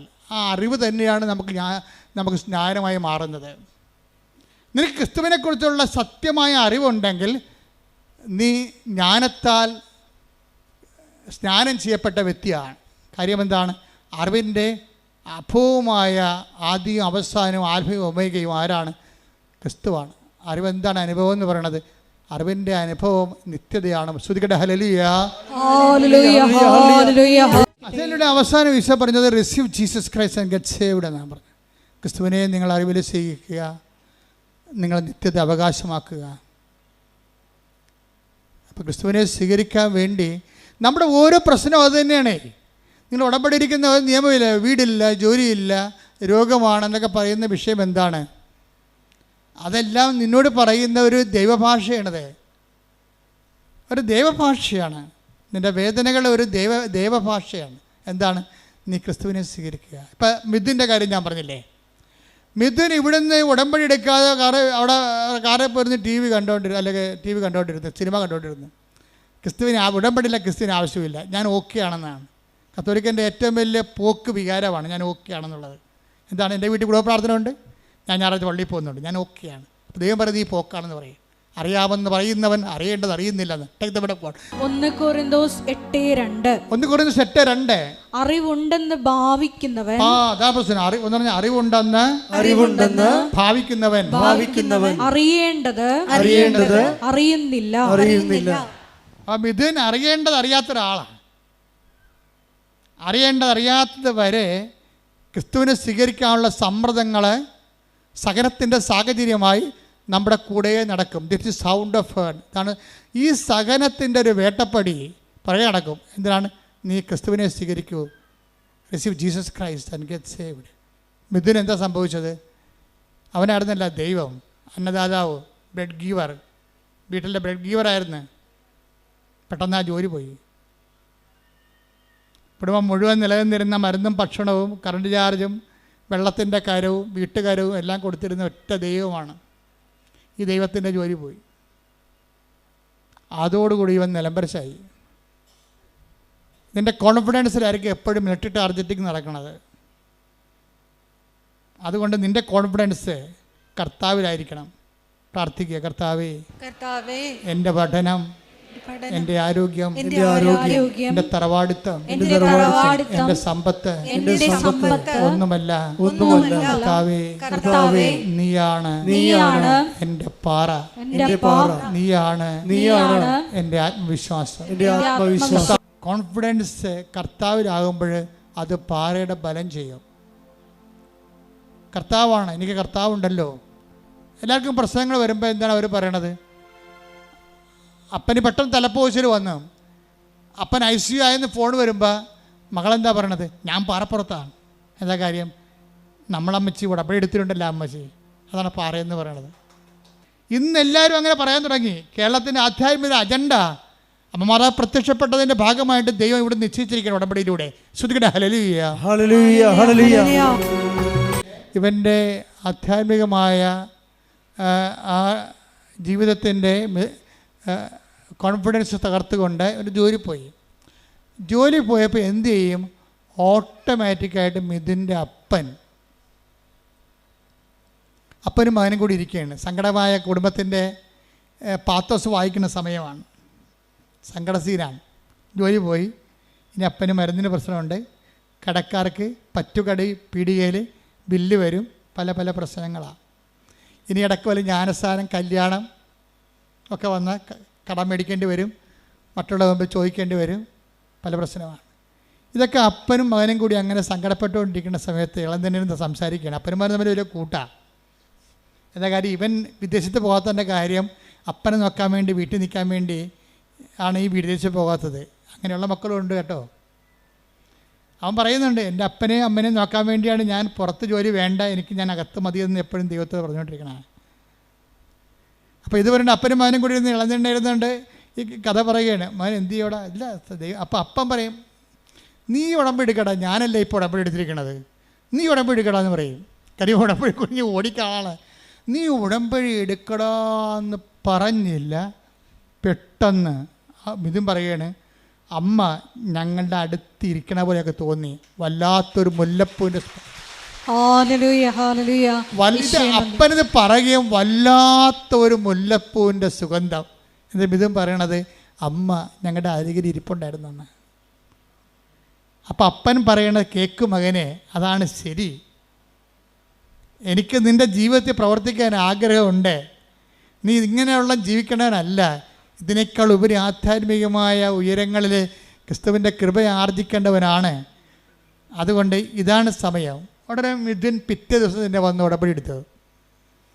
ഉടമ്പടി എടുത്തപ്പോൾ എന്നാ സംഭവിച്ചതെന്ന് വെച്ച് കഴിഞ്ഞാൽ, പ്രവടാന്ന് 3 കമ്പനി കേരളത്തിൽ തന്നെ വിളിച്ചവനെ ഒരു കമ്പനിയെ തട്ടിക്കളഞ്ഞ്. എന്താ കാര്യം? ആ കമ്പനിക്കാരൻ ചോദിക്കുന്ന ഇൻ്റർവ്യൂവിന് ഫേസ് ചെയ്യാൻ പറ്റത്തില്ല. സെക്കൻഡ് ഫേസ് ആകുമ്പോൾ എല്ലാവരും തോറ്റുപോകും. 1000 പേര് വേണമെങ്കിൽ അവർ രണ്ടുപേരെ വേണമെങ്കിൽ അവർ 1000 പേരെ വിളിക്കുന്നേ ഉള്ളൂ. ഭയങ്കര പ്രശ്നമാണ്. അപ്പോൾ അവിടെ പോകണമെന്ന് തീരുമാനിച്ചു. ബാക്കി 2 കമ്പനി അവർ ഇൻ്റർവ്യൂ അറ്റൻഡ് ചെയ്ത്. 2 കമ്പനി ഇൻ്റർവ്യൂ അറ്റൻഡ് ചെയ്ത് കഴിഞ്ഞപ്പോൾ 2 നല്ലതാണ്, പക്ഷേ ഉറപ്പില്ല. കാര്യം വിളിക്കണില്ല, അവർ വിളിക്കണില്ല, അതാണ് സംഭവം. ഇനി അമ്മ ടൈം മതറാതെ കാരണം എന്താ ചെയ്തിരിക്കണമെന്ന് അറിയാമോ? ഈ 3 കമ്പനിയുടെയും ഇൻ്റർവ്യൂ വരണ ടൈം നോക്കണം. ഒന്ന് 9 മണിക്ക് ഓടിയെത്താൻ പറ്റിയ ടൈമാണല്ല. രണ്ടാമത്തത് 12 മണിക്ക്. ഇവിടുത്തെ ഇൻ്റർവ്യൂ കഴിഞ്ഞ് അടുത്ത ഇൻ്റർവ്യൂവിന് പോകാം. 2 9 മണിക്കാണെങ്കിൽ തെണ്ടിപ്പോയനാ. ദൈവം ചെയ്യാനുള്ള ചില കാര്യങ്ങളുണ്ട്, അത് ദൈവത്തിന് മാത്രമേ ചെയ്യാൻ പറ്റത്തുള്ളൂ. അത് നമ്മൾ അറിയണം. ദൈവത്തിന് എന്തിനു വേണ്ടിയാണെന്ന് ചോദിച്ചു കഴിഞ്ഞാൽ, ദൈവം ആധ്യാത്മിക ഒരു AI ആണ്. അതായത് പ്രോഗ്രാം ചെയ്യും. സമയ ഘടികാരം നെഞ്ചുചാർത്തി പ്രത്യക്ഷപ്പെട്ട സമയത്തിൻ്റെ സഞ്ചാരി മാതാവ് നിൻ്റെ സമയത്തെ പ്രോഗ്രാം ചെയ്യും. ഒന്ന് 9 മണിക്ക്, ഒന്ന് 12 മണിക്ക്, ഒന്ന് 4:30 മണിക്ക്. ഇങ്ങനെയുണ്ട് പരിപാടി. ഇത് ആർക്കും ചെയ്യാൻ പറ്റുമോ? 3 കമ്പനിയിൽ നിന്ന് ഇവന് ഓടിയെത്താൻ പറ്റുന്ന രീതിയിലാണ് ഇൻ്റർവ്യൂ അറേഞ്ച് ചെയ്തിരിക്കുന്നത്. അപ്പോൾ അവന് ഉടമ്പടിയിലായി, ഉടമ്പടി വർക്കൗട്ട് ചെയ്യാൻ തുടങ്ങി. സമയത്തെ ദൈവം ഇടപെട്ട് കഴിയുമ്പോൾ അതിൻ്റെ അർത്ഥം ഉടമ്പടി ഒരു ബാക്ക് സ്റ്റിയറിങ്ങിലായി. അമ്മയെ പുറകിലിരുന്ന് സ്റ്റിയർ ചെയ്യാൻ തുടങ്ങി ആളെ. അതുകൊണ്ടാണ് ഈ ഉടമ്പടി ടൈം ഇങ്ങനെ കറക്റ്റ് ചെയ്ത് വരണത്. അപ്പോൾ ഇവന് 1ാമത്തെ ഉടമ്പടിക്ക് 9 മണിക്ക് പോയി. 1ാമത്തെ ഇൻ്റർവ്യൂ 9 മണിക്ക് പോയി. അവരോട് സംസാരിച്ചു. അവർ ചുമ്മാ ബയോഡേറ്റായി എവിടെയാണ് വർക്ക് ചെയ്തത്, അങ്ങനെ കുറച്ച് ക്യാഷ്വൽ കാര്യങ്ങൾ ചോദിച്ചു. അപ്പോൾ തന്നെ മനസ്സിലായി ഇവരാളെ എടുത്തിട്ടുണ്ട്, നമ്മളെ ആവശ്യമില്ലെന്ന്. അവർ കുറേ ഇൻ്റർവ്യൂവിന് പോയിട്ട് പരിചയമുള്ള ആളല്ല. ഇൻ്റർവ്യൂ ഈസി ആണെങ്കിൽ ഓർക്കുക, എടുക്കാനുള്ള ആളെ എടുത്തിട്ടുണ്ട്, നിങ്ങൾ ആവശ്യമില്ലെന്ന്. അതുകൊണ്ടാണ് അപ്പൻ്റെ പേരെന്താണ് നമ്മൾ ചോദിക്കുന്നത്. അപ്പോൾ അമ്മയുടെ പേരെന്താ, എവിടുന്ന് വരുന്നത്, പണ്ട് എവിടെയായിരുന്നു എന്നൊക്കെ ചോദിക്കും. ഇത്രയേ ഉള്ളൂ. അതിൻ്റെ അർത്ഥം അവർ ആൾക്കാരെടുത്ത്. 12 മണിക്കുള്ള ഇൻ്റർവ്യൂവിനും സെയിം ക്വസ്റ്റ്യനാണ്. എവിടെയാണ് നേരത്തെ വർക്ക് ചെയ്തത്, അവിടുന്ന് പോരാൻ കാര്യം എന്താ, എങ്ങനെ അവിടെ ജോലി നഷ്ടപ്പെട്ടത്, അത്രേ ഉള്ളൂ. വേറെ ഒന്നും ചോദിക്കും. ഇവൻ്റെ കലിബറോ ഇവൻ്റെ എക്സ്പീരിയൻസോ ഒന്നും അത് ചോദിക്കണ്ട. ഇവൻ്റെ സർട്ടിഫിക്കറ്റ് തുറന്നു നോക്കണില്ല. അതൊക്കെ ഞങ്ങൾ നേരത്തെ കണ്ടതാണ്, അതിലെ നിങ്ങൾ വിളിച്ചതെന്ന് പറയും, അത്രേ ഉള്ളൂ. അപ്പോൾ ഈ 2 കമ്പനിയിലും ആളെ നേരെ എടുത്തതാണ്. മൂന്നാമത്തെ കമ്പനിയിൽ ഇവന് താല്പര്യമില്ല. കാര്യം എന്താണ്? അവിടെ ചെന്നാൽ രക്ഷപ്പെടത്തില്ല. അതുകൊണ്ടാണ്. കാര്യം ആ കമ്പനി ഇവൻ അവോയ്ഡ് ചെയ്ത് കൂട്ടിയതാണ്. അതുകൊണ്ട് 12 മണി കഴിഞ്ഞപ്പോൾ തന്നെ ഇവൻ ഉഴപ്പാൻ തുടങ്ങി. നമ്മൾ ഇനി തീർന്നില്ല, ഇൻ്റർവ്യൂ തീർന്നില്ല. പക്ഷെ 4 മണിയായപ്പോൾ തന്നെ ഈ കമ്പനിയിൽ നിന്ന്, മൂന്നാമത്തെ കമ്പനിയിൽ നിന്ന് ആരും വിളിച്ചു. കാര്യം ഈ ഉടമ്പടിയുടെ പ്രശ്നം പറയണത്, അമ്മ ഒരു one way or other mother ഞങ്ങളുടെ കൂടെ കമ്മ്യൂണിക്കേറ്റ് ചെയ്യുന്നുണ്ട്. എനിക്കത് മനസ്സിലാകാൻ വേണ്ടി മാത്രം ഞാൻ ഉടമ്പടി അത്ര വളർന്നില്ലല്ലോ. അമ്മ ഞാനും അപ്പനും കൂടി ഇൻ്റർവ്യൂവിന് വേണ്ടി പുറത്തിറങ്ങിയപ്പോൾ തന്നെ ഞങ്ങൾക്ക് മുമ്പിൽ മഴമില്ലി വീശിയടിച്ചെന്ന് പറയും. ഉടമ്പടി ഭയങ്കര സംഭവമല്ലേ. അത് അമ്മയെ കയ്യൊപ്പുള്ള സാധനമാണെങ്കിൽ അപ്പം തന്നെ ഉടമ്പടിയുടെ അടയാളമാണല്ലോ മഴവില്ല്. അപ്പനും ഞാനും കൂടി വിസ്മയത്തോടെ ഇങ്ങനെ മഴവില്ല് നോക്കി. അത് മറിയാതെ അമ്മയായി സാന്നിധ്യമായി നിന്നു. 4 മണിയായപ്പോൾ മൂന്നാമത്തെ സ്ഥലത്ത് നിന്ന് തന്നെ വിളിച്ചു. എനിക്ക് പോകാൻ താല്പര്യമില്ല. ഞാൻ പറഞ്ഞു ഞാൻ വളരെ അകലെയാണ്, മറ്റൊരു ഇൻ്റർവ്യൂ പങ്കെടുത്തുകൊണ്ടിരിക്കുകയായിരുന്നു, അത് കഴിഞ്ഞതേ ഉള്ളൂ, ഇനി ഓടിയെത്തുമ്പോൾ 4:30 മണിയാകും, അല്ലെങ്കിൽ ചിലപ്പോൾ കഴിഞ്ഞു പോകും, സാരമില്ല നിങ്ങൾ വരാൻ പറഞ്ഞു. 4:30 മണിയായപ്പോൾ ഇവൻ ഒരിടത്തും എത്തിയിട്ടില്ല, ഓടിക്കൊണ്ടിരിക്കുകയാണ്. അപ്പോൾ കമ്പനിയിൽ നിന്ന് വിളിച്ചു, നിങ്ങളുടെ ടൈമാണല്ലോ എന്ന് പറഞ്ഞു. പറഞ്ഞ് ഞാൻ എൻ്റെ അവസ്ഥയിലാണ്, കുഴപ്പമില്ല നിങ്ങൾ വരാൻ പറഞ്ഞു. 4:30 മണിക്കുള്ള ഇൻ്റർവ്യൂവിന് അവൻ ചെല്ലുമ്പോൾ ആ സ്ലോട്ടിൽ അവൻ മാത്രമേ ഉള്ളൂ. 5 മണിക്കാണ് അവിടെ എത്തണത്. 5 മണിക്ക് ഇവനോട് ഇൻ്റർവ്യൂ ചോദിച്ചു. വ്യാപകമായ രീതിയിൽ ഭയങ്കര അനലൈസ് ചോദ്യങ്ങൾ ചോദിച്ചു. കുറേ നേരം നിന്ന് വിടുമ്പോഴേ പിറ്റേ ദിവസം ഇവന് അപ്പോയിൻമെൻറ്റ് ഓർഡറായി. അതെന്താ പ്രശ്നം? അത് നിങ്ങളൊന്ന് ചിന്തിച്ച് നോക്കണം. അതായത് ഈ ഉടമ്പടി ഇവൻ ഈ കമ്പനി ജോലി ഇവൻ ഉപേക്ഷിച്ചതാണ്. അവരെടുക്കാനുള്ള ആളെ എടുത്തായിരുന്നു. ആ കമ്പനി, മൂന്നാമത്തെ കമ്പനി എടുക്കാനുള്ള ആളെ ഓൾറെഡി എടുത്തതാണ്. ഇവൻ എടുക്കേണ്ട കാര്യമില്ല. മാതാവ് അവൻ്റെ ആ മുറി കയറിയിട്ട് ഇവന് വേണ്ടി ഇവരെ വെയിറ്റ് ചെയ്തുകൊണ്ടിരിക്കുകയാണ്. ഇവന് ജോലി കിട്ടിക്കഴിഞ്ഞപ്പോൾ ഇവൻ അവിടുത്തെ ക്ലർക്കിനോട് ചോദിച്ചു, എൻ്റെ സ്ലോട്ടിൽ എത്ര പേരുണ്ടായെന്ന് ചോദിച്ചു. ക്ലർക്ക് പറഞ്ഞു, നിങ്ങളുടെ സ്ലോട്ടിൽ നിങ്ങൾ മാത്രമേ ഉള്ളൂ, നിങ്ങൾക്ക് വേണ്ടിയാണ് കമ്പനി 1 മണിക്കൂർ വെയിറ്റ് ചെയ്തതെന്ന്. കമ്പനി വെയിറ്റ് ചെയ്തതല്ല, കമ്പനിയെ വെയിറ്റ് ചെയ്യിച്ചതാണ്.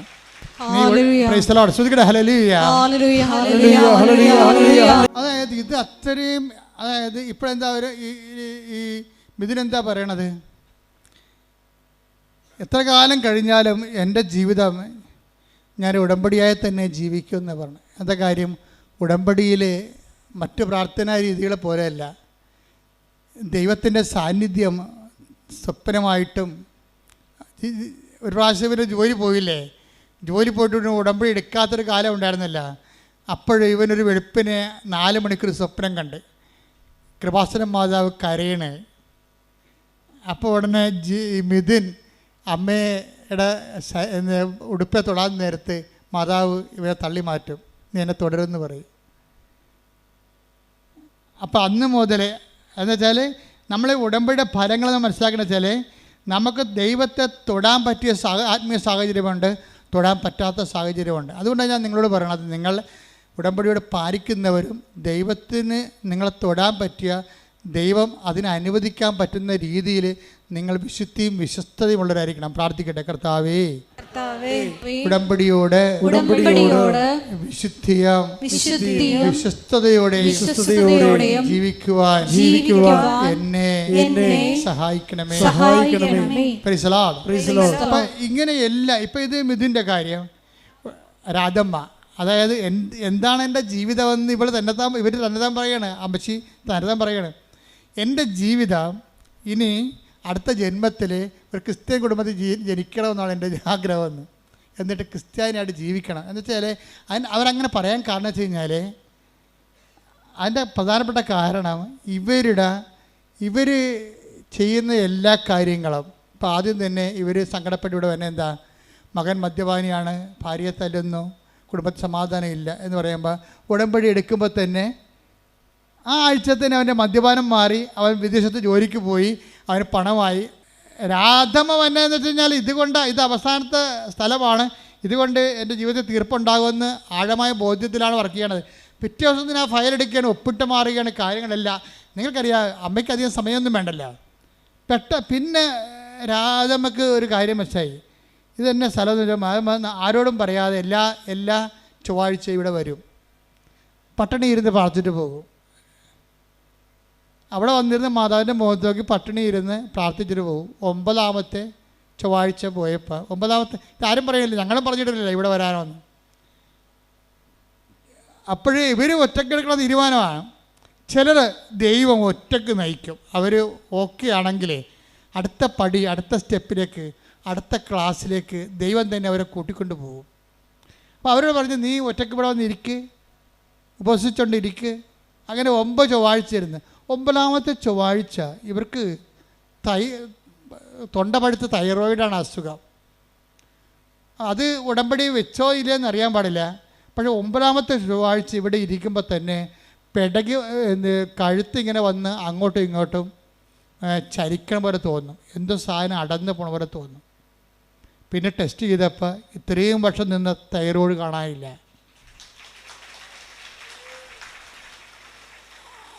അപ്പോഴാണ് അവർക്ക് പിന്നെ അവരുടെ വിശ്വാസം പെരുകിയില്ലേ. അവരുടെ വീട്ടിൽ ചേടത്തിയോ ഉണ്ട് ആണെന്നത്. അപ്പോൾ അവർക്ക് നടക്കാൻ പാടില്ല. അവർ കുണ്ടളം കാഴ്ച കിടക്കുന്ന പോലെ അവരുടെ വെരിക്കോസ് ഇങ്ങനെ കറുത്ത് പോലെ ഇങ്ങനെ കഷ്ണം പോലെ തൂങ്ങുകയാണ്. ഭയങ്കര വേദന. അപ്പോൾ ഇവരെന്നാ ചെയ്യണത്? ഇവർക്ക് തന്നെ പ്രേക്ഷിത ശക്തി കിട്ടി. നിങ്ങളുടെ പേഴ്സണൽ എംപവറിങ്ങിന് വേണ്ടിയാണ് നിങ്ങളുടെ കൂടെ ഈ പത്രം പ്രേക്ഷിത പ്രവർത്തനമായിട്ട് കൊടുക്കുന്നത്. അപ്പം ഇതിനെന്നോട് പറഞ്ഞ് ഇവിടെ സാക്ഷ്യം എന്തറിയാവോ, ഈ പത്രം നിങ്ങളെ കൊടുക്കണത് ഇവിടെ പറയണ പോലെ ഞാനും എൻ്റെ അപ്പനും കൊടുക്കണത്. നിങ്ങളിവിടെ പറയണത് പള്ളി കൊണ്ടേ കൊടുക്കുക, അല്ലെങ്കിൽ വേറെ എവിടെയും ഓട്ടോറിക്ഷക്കാർക്ക് കൊടുക്കുകയില്ലേ. ഞങ്ങളങ്ങനെയല്ലേ ചെയ്യണത്. ഞാനും അപ്പനും കൂടി പത്രം കൊണ്ട് പോകും. അപ്പം പുറകെ ഇരിക്കും, ഞാൻ ബൈക്ക് ഓടിക്കും. എന്നിട്ട് ഞങ്ങൾ ഓരോ വീട്ടിലും പോയിട്ട് ഓരോ അത്ഭുതവും പറയും. ഇപ്പം ഇതിന് അപ്പനും ചെയ്യണത് എന്താണ്? അവർ ബൈക്കൊക്കെ കയറി, മകൻ ബൈക്ക് ഓടിക്കും, അപ്പം പുറകെ ഇരിക്കും. ജോലിയും പോയി, എല്ലാം പോയി, കടത്തിലായി പ്രയാസപ്പെട്ട് ജീവിക്കുകയാണ്. പക്ഷേ അവരവരുടെ വിശ്വാസത്തിന് വിളക്ക് പിന്നെ എണ്ണ ഒഴിച്ച് കത്തിച്ചുകൊണ്ടിരിക്കും. എന്നിട്ട് ഓരോ വീട്ടിൽ ചെന്നുവെച്ചും അവരോട് പറയും, ഇന്നലെ കൃപാസനത്തിൽ ഇന്ന അത്ഭുതം നടന്ന്. എന്നിട്ട് ഇവൻ അതിൻ്റെ സ്റ്റാറ്റസ് എടുത്തിടും. കൃപാസനത്തിൽ നടന്ന് ഏറ്റവും നല്ല അത്ഭുതം നോക്കിയിട്ട് സന്നദ്ധനെ എടുത്തിട്ട് സ്റ്റാറ്റസ് എടുത്തിടും. അതെല്ലാവർക്കും ഷെയർ ചെയ്യും. അപ്പോൾ ഇത് രണ്ടും കൽപ്പിച്ച് ദൈവത്തിന് വേണ്ടി അങ്ങോട്ട് ജീവിക്കുകയാണ്. ദൈവത്തിന് വേണ്ടി ജീവിക്കുകയാണ്. അമ്മ ഇവിടെ പ്രത്യക്ഷപ്പെട്ടതിൻ്റെയും അതനുസരിച്ചുകൊണ്ട് മനുഷ്യൻ്റെ കണ്ണുനീരൊപ്പിയെടുത്തുകൊണ്ട് അവനെ ആശ്വസിപ്പിക്കാൻ പോകുന്ന സദ്വാർത്ത നിങ്ങളുടെ അനുഭവങ്ങളിലൂടെ മറ്റുള്ളവർ കൈമാറേണ്ടതാണ്. അത് ആത്മാർത്ഥമായിട്ട് ചെയ്യാം, പേടിച്ചൊക്കെ ചെയ്യാൻ പറ്റും. അപ്പോൾ ആത്മാർത്ഥമായിട്ട് ചെയ്യണത് സംബന്ധിച്ചിടത്തോളം ദൈവവും അവൻ്റെ കാര്യത്തിൽ അതേപോലെ തന്നെ കമ്പനിയിൽ പോയി, വിളിക്കാത്ത കമ്പനി, കിട്ടാത്ത ജോലിക്ക് അവനെ മാത്രം വിളിപ്പിക്കാൻ വേണ്ടി അമ്മ പോയി കാത്തു നിൽക്കാൻ അവിടെ. ദൈവം അതുപോലെ എൻ്റെ അപ്പുറത്തും ചെയ്യുന്ന ആളാണെന്ന് ഈ കുരിശുരൂപം കാണുമ്പോൾ ഏത് കഴുതക്കും മനസ്സിലാവും. കുരിശുരൂപം, ഞാൻ എന്താ കുരിശുരൂപം എങ്ങനെ വെച്ചിരിക്കണത്? എൻ്റെ ജീവിതത്തിൻ്റെ ഒരു ആവേശമാണ്. എന്താണ്?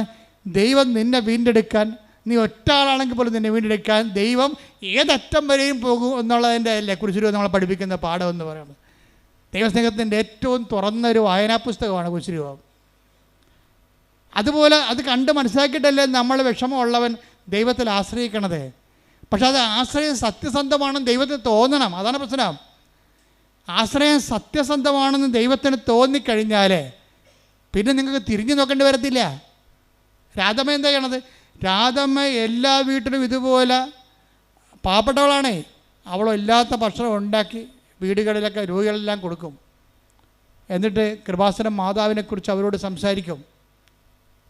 സങ്കടം വരുന്ന എല്ലാ മനുഷ്യരോടും പരിഹാരമായിട്ട് രാധമ്മ പറയണത് കൃപാസനം മാതാവിനെക്കുറിച്ചും അവൾക്കുണ്ടായിരുന്ന അനുഭവമാണ് പറയണത്. അത് പറഞ്ഞ് അവസാനം അങ്ങനെ സുവിശേഷം കൈമാറാൻ വേണ്ടി ആഗ്രഹിക്കുന്നവനെ ദൈവം അടയാളം കൊടുക്കും. അടയാളം അത്ഭുതം പറഞ്ഞത് അങ്ങനെയാണ്. അല്ല വെറുതെ കുത്തിയിരുന്ന അടയാളം അത്ഭുതം ഉണ്ടാകത്തില്ല. Take the word of God. റോമ 15:18 എടുത്ത്. റോമ 15:18. വിജാതീയരുടെ അനുസരണം നേടിയെടുക്കേണ്ടതിന് പറഞ്ഞ വിജാതീയരുടെ അനുസരണം നേടിയെടുക്കേണ്ടതിന് വാക്കാലും പ്രവൃത്തിയാലും അടയാളങ്ങളുടെയും അത്ഭുതങ്ങളുടെയും ബലത്താലും പരിശുദ്ധാത്മാവിന്റെ ശക്തിയാലും ഞാൻ വഴി ക്രിസ്തു പ്രവർത്തിച്ചവയൊഴികെ ഒന്നിനെക്കുറിച്ചും സംസാരിക്കാൻ ഞാൻ തുനിയുകയില്ല. അതാണ് അപ്പോസ്തലിക പ്രഭാഷണം എന്ന് പറയണത്. വേറെ ഒന്നിനെ കുറിച്ചും പറയത്തില്ല. അതായത് സുവിശേഷ കൈമാറ്റത്തിന് ഒരു മീറ്റർ ഉണ്ട്. എന്താ അതിന്റെ മീറ്റർ? എന്താണ്? ഒന്നിന് വായിച്ചേ. വിജാതീയരുടെ അനുസരണം നേടിയെടുക്കേണ്ടതിന് അവന് വിശ്വാസം നേടിയെടുക്കണം. അവൻ വചനത്തെ വിശ്വസിക്കണം, വചനത്തെ അനുസരിക്കണം. അനുസരണം നേടിയെടുക്കണമെങ്കിൽ എന്ത് ചെയ്യണം? വിജാതി അനുസരണം നേടിയെടുക്കാൻ വേണ്ടി ഞാൻ എന്ത് ചെയ്യണം? വായിച്ചോളൂ. വാക്കാലും പ്രവൃത്തിയാലും. വാക്കും പ്രവൃത്തിയും ഉടമ്പടിയാണത്. അടയാളങ്ങളുണ്ടാവും, അത്ഭുതങ്ങളുടെയും ബലത്താലും പരിശുദ്ധാത്മാവിന്റെ ശക്തിയാലും ഞാൻ വഴി ക്രിസ്തു പ്രവർത്തിച്ചവയൊഴികെ ഒന്നിനെക്കുറിച്ചും സംസാരിക്കാൻ ഞാൻ തുനിയുകയില്ല. അപ്പൊ ഞാൻ വഴി ക്രിസ്തു പ്രവർത്തിച്ച ഇല്ലെങ്കിൽ നിങ്ങൾ ഉടമ്പടിയിലല്ല. ഒരാൾ ഉടമ്പടിയിലാണോ ഇല്ലയെന്ന് നമുക്ക് എങ്ങനെ അറിയാൻ പറ്റുമെന്ന് വെച്ചാൽ അവർ വഴി ക്രിസ്തു പ്രവർത്തിക്കണം. എങ്ങനെ ക്രിസ്തു പ്രവർത്തിക്കേണ്ടത് എങ്ങനെയാ? ഇപ്പം രാജമ്മയുടെ കാര്യം എടുക്കുക. എന്താണ്? ഈ കുണ്ടളം കാച്ചക്കണ പോലെ വേരിക്കോസ് മൊത്തം കറുത്ത് കിരിക്കുകയാണ്. രാജ എന്താ പറയണത്? രാജ പോയി ഉടമ്പടി ഉപ്പും ഉടമ്പടി തൈലവും കൊണ്ടുവന്നിട്ട് ഈ കാലിൽ അങ്ങോട്ട് തേച്ച് കൊടുക്കും. 10-12 കൊല്ലമായ വേരിക്കോസാണേ. കാലെന്നിട്ട് മരവിച്ചിട്ട് കഴച്ചിട്ട് തലയെ വെച്ചിട്ട് കിടന്ന നിലയും പിടിച്ച് കിടന്ന് ഉറങ്ങണ വ്യക്തിയാണ്. വേറെ ആരുമല്ല അവിടെ ചെന്നിരിക്കണത്, ഇവർ മാത്രം. ഈ പാവപ്പെട്ട ചേച്ചി ഈ ഉടമ്പടി തൈല ഉപ്പ് എടുത്തിട്ടുണ്ട്, അവരുടെ കാലെ പെട്ടി കൊടുക്കും. വിശ്വപ്രമാണം ചൊല്ലി 3-ാം ദിവസം ഇത് പുതിയ കാല് പോലെ അങ്ങോട്ട് ഇരിക്കും. ഇപ്പം ആരാണ്? രാധ വഴി ക്രിസ്തു പ്രവർത്തിക്കാൻ, ക്രിസ്തുവിന് പ്രവർത്തിക്കാൻ ആഗ്രഹമുണ്ട്. എല്ലാവരിലൂടെയും പ്രവർത്തിക്കാൻ ആഗ്രഹമുണ്ട്. എല്ലാവരിലൂടെയും ക്രിസ്തുവിന് അടയാളം നൽകാൻ ആഗ്രഹമുണ്ട്. എല്ലാവരുടെയും ക്രിസ്തുവിന് അത്ഭുതങ്ങൾ നൽകാൻ ആഗ്രഹമുണ്ട്. എല്ലാവരെയും ക്രിസ്തുവിൽ മറ്റുള്ള മനുഷ്യരുടെ വിശ്വാസത്തിൽ കൊണ്ടുവരാൻ ആഗ്രഹമുണ്ട്. ഈ കുണ്ടളം കാഴ്ച കിടക്കുന്ന സംഭവങ്ങൾ മാറിക്കഴിഞ്ഞപ്പോൾ രാജമ്മയെടുത്ത് വേറെ ഒരു ചെടുത്തി വന്നിട്ടും പറഞ്ഞു. അവർ ജോലിക്ക് പോണ വീട്ടിലെ ചെടുത്തി പറഞ്ഞു, രാജമ്മേ ഒരു സമാധാനമില്ല, ഭയങ്കര പണവും ഭയങ്കര വസ്തുക്കളുള്ള കുടുംബമാണ്. രാജമ്മ പറഞ്ഞ അമ്മ കേൾക്കുമല്ല, ഞങ്ങൾ 16 കൊല്ലമായിട്ട് ഇവിടുത്തെ ഒരു 3 സെൻറ്റ് സ്ഥലത്തിന് വേണ്ടി പാകുടമ്പടി നടക്കാതെ കോടതി കേസ് നടക്കുകയാണ്. 16 കൊല്ലമായിട്ട് ഈ കുടുംബത്തിൽ 8 കുടുംബമാറ്റം ഉണ്ട്. അവിടെ പാകുടമ്പടിക്ക് 16 കൊല്ലമായിട്ട് കേസുണ്ട്. 3 സെൻറ്റ് സ്ഥലത്തിന് വേണ്ടിയുള്ള തർക്കത്തിലാണ് കേസ് പോണത്. അപ്പോൾ കോടതിയിലാണ് വിഷയം. അപ്പോൾ ഈ വിഷയം രാധമ്മയോട് പറയും, രാധികയോട് പറയും. അപ്പോൾ ഇവരെന്ത് ചെയ്യും? ഇവർ നേരെ പള്ളിയിൽ പോയിരിക്കും. എന്ന് പറയും, ചേച്ചി വിഷമിക്കേണ്ട ആവശ്യമില്ല, ഞാനത് അമ്മയോട് പറഞ്ഞോളാം. കുറച്ച് കഴിഞ്ഞപ്പോൾ ഒരു 3 മണിക്കൂർ കഴിഞ്ഞപ്പോൾ ചേട്ടത്തി വിളിച്ചിട്ട് പറഞ്ഞ്, രാധമ്മ എല്ലാ പ്രശ്നവും തീർന്ന്, മജിസ്ട്രേറ്റ് വന്നിട്ടുണ്ടായിരുന്നു, നിന്നളന്നിട്ട് എല്ലാം തിരിച്ചു, പ്രശ്നം തീർന്നു, ഇനി ഞാൻ വീട്ടിലോട്ട് പോവുകയാണ്, നീ അങ്ങോട്ട് വരാൻ പറയും. പെട്ടെന്നാണ്. എന്ത് സ്പീഡാണെന്ന് നോക്കിയേ. 16 കൊല്ലമാണ് 16 സെക്കൻഡ് കൊണ്ട് തീർക്കണത്. ഇതാരാ തീർക്കണത്? ഒരു പാവപ്പെട്ട ലേഡിയെ ദൈവം ഉപയോഗിക്കുകയാണ്. ആര് സത്യമായി വിശ്വസിക്കുന്നുവോ, ആര് ബോധ്യപ്പെട്ട് കർത്താവിന് വേണ്ടി വേറെ ചെയ്യുന്നുവോ, ആര് ക്രിസ്തുവിനെ കൈമാറാൻ തയ്യാറാകുന്നുവോ, അവരിലൂടെ ദൈവം പ്രവർത്തിക്കും. അപ്പം നിങ്ങളുടെ ഓരോ നിങ്ങളുടെ ഓരോ പ്രേക്ഷിത പ്രവർത്തനങ്ങളും കഴിയുമ്പോൾ നിങ്ങൾ എംപവറിങ്ങിലാണ്, പവർ ചെയ്യുകയാണ്. ദൈവം നിങ്ങളെ പവർ ചെയ്യുകയാണ്. നിങ്ങൾ കർത്താവിന് കൈമാറുന്ന ആളാണെന്ന് കണ്ടാൽ ഉടനെ ദൈവം നിങ്ങൾക്ക് അടയാളം തരാൻ തുടങ്ങും. അടയാളം, അത്ഭുതങ്ങൾ, പരിശുദ്ധാത്മാവിൻ്റെ നിറവുകൾ. അവരാണ് അവസാനം പറയണത്, ദൈവത്തെ കണ്ടുകൊണ്ട് ഞാൻ ഈ ഉടമ്പടിയിൽ ജീവിക്കുകയാണ്, ഇനിയും ഞാൻ മരണം വരെ ഉടമ്പടി തന്നെ ജീവിക്കും. എന്താ കാര്യം? ദൈവത്തെ തൊടാൻ പറ്റുന്ന ഒരു വഴികളിലൂടെയാണ് അവർ ജീവിതത്തെ സഞ്ചരിച്ചുകൊണ്ടിരിക്കുന്നത്. നിങ്ങൾ ഉടമ്പടിയിലായിരിക്കുന്നവരെ ഉടമ്പടിയെ നീതീകരിക്കണം. നിങ്ങളുടെ പ്രവർത്തനങ്ങൾ കൊണ്ട് അതിനെ സാധൂകരിച്ചുകൊണ്ട് സുവിശേഷത്തിൻ്റെ ശക്തരായ വക്താക്കളായി മാറാൻ വേണ്ടി ദൈവം നിങ്ങൾ അഭിഷേകം ചെയ്യട്ടെ. സ്തുതിക്കട്ടെ. ഹല്ലേലൂയ, ഹല്ലേലൂയ, ഹല്ലേലൂയ, ഹല്ലേലൂയ. ഇവിടെ ഇടത് കൈ നെഞ്ചിലും വലത് കൈ ശിരസിലും വെച്ചുകൊണ്ട് പ്രാർത്ഥിക്കേണ്ട സമയമാണ്.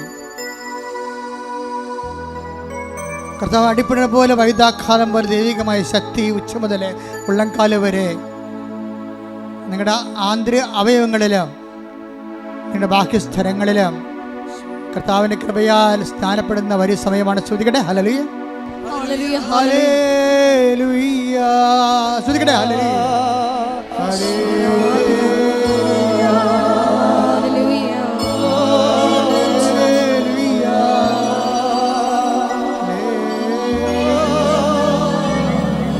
കർത്താവിന്റെ ഉന്നതമായ നാമത്തിന് സ്വന്തം ചെയ്യുന്നു.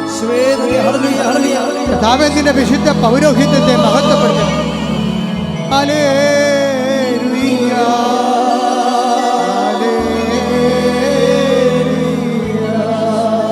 കർത്താവിന്റെ തിരുമുറുമാർന്ന വലതുകരം ഓരോ മകന്റെ മേലും ഓരോ മകളുടെ മേലും വെക്കണമേ. ശ്രദ്ധിക്കട്ടെ,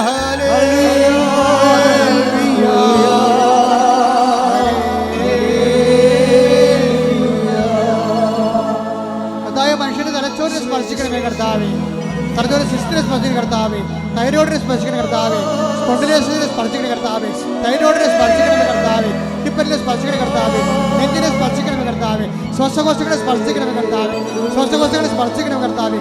ദൈവത്തിന്റെ ശക്തി, ദൈവത്തിന്റെ ശക്തി, ദൈവത്തിന്റെ കരുണ മക്കളിലേക്ക് ആവശ്യിക്കട്ടെ. യേശു ക്രിസ്തുവിന്റെ നാമത്തിൽ സൗഖ്യം പ്രാപിക്കട്ടെ.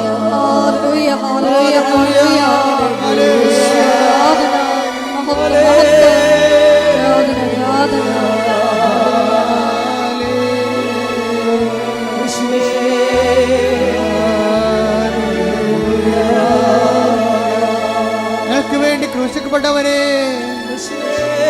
ഞങ്ങൾക്ക് വേണ്ടി തിരുവിലാവിൽ മുറിവേറ്റവനെ, ഞങ്ങൾക്ക് വേണ്ടി തിരുമുറിവാർന്ന് ആണിപ്പഴുതാർന്ന് വലതുകരത്താൽ സ്പർശിക്കണമേ. ഞങ്ങൾക്ക് വേണ്ടി ക്രൂശിക്കപ്പെട്ടവനെ, ഞങ്ങൾക്ക് വേണ്ടി തിരുവിലാവിൽ മുറിവേറ്റവനെ, എന്റെ വലതുകരത്താൽ, എന്റെ ആണിപ്പഴുതാർന്ന വലതുകരത്താൽ കർത്താവേ അങ്ങയുടെ മക്കളെ സ്പർശിക്കണമേ. ഓൺലൈനിൽ പ്രാർത്ഥിക്കുന്നവര്, തീർത്ഥാടനത്തിൽ പ്രാർത്ഥിക്കുന്നവര് കർത്താവേ നിന്റെ അത്ഭുതകരത്താൽ അടിപ്പെടുന്ന പോലെ, കർത്താവിന്റെ അത്ഭുതകരത്താൽ അടിപ്പെടുന്ന പോലെ വൈദ്യാഘാതം പോലെ ദൈവികമായ ശക്തി ഒഴുകട്ടെ. യേശു ക്രിസ്തുവിന്റെ ഉന്നതമായ നാമത്തിൽ ദൈവികമായ ശക്തി ഒഴുകട്ടെ.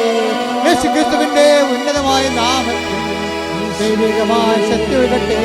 ഓരോ കോശങ്ങളിലും ദൈവികമായ ശക്തി ഒഴുകട്ടെ. ഓരോ പേശികളിലും ദൈവികമായ ശക്തി ഒഴുകട്ടെ.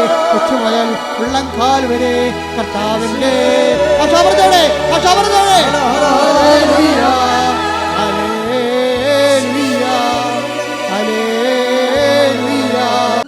ശിരസ് നമിച്ച് നമുക്ക് ദിവ്യകാരുണ്യനാഥന്റെ ആശീർവാദം സ്വീകരിക്കാം.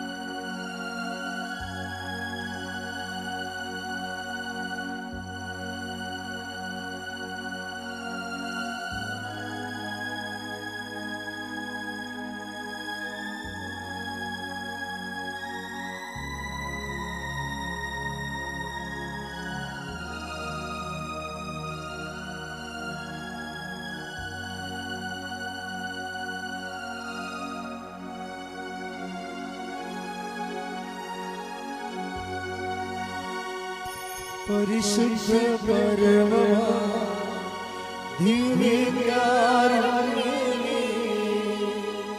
എന്നും അങ്ങേയ്ക്കാരാധന.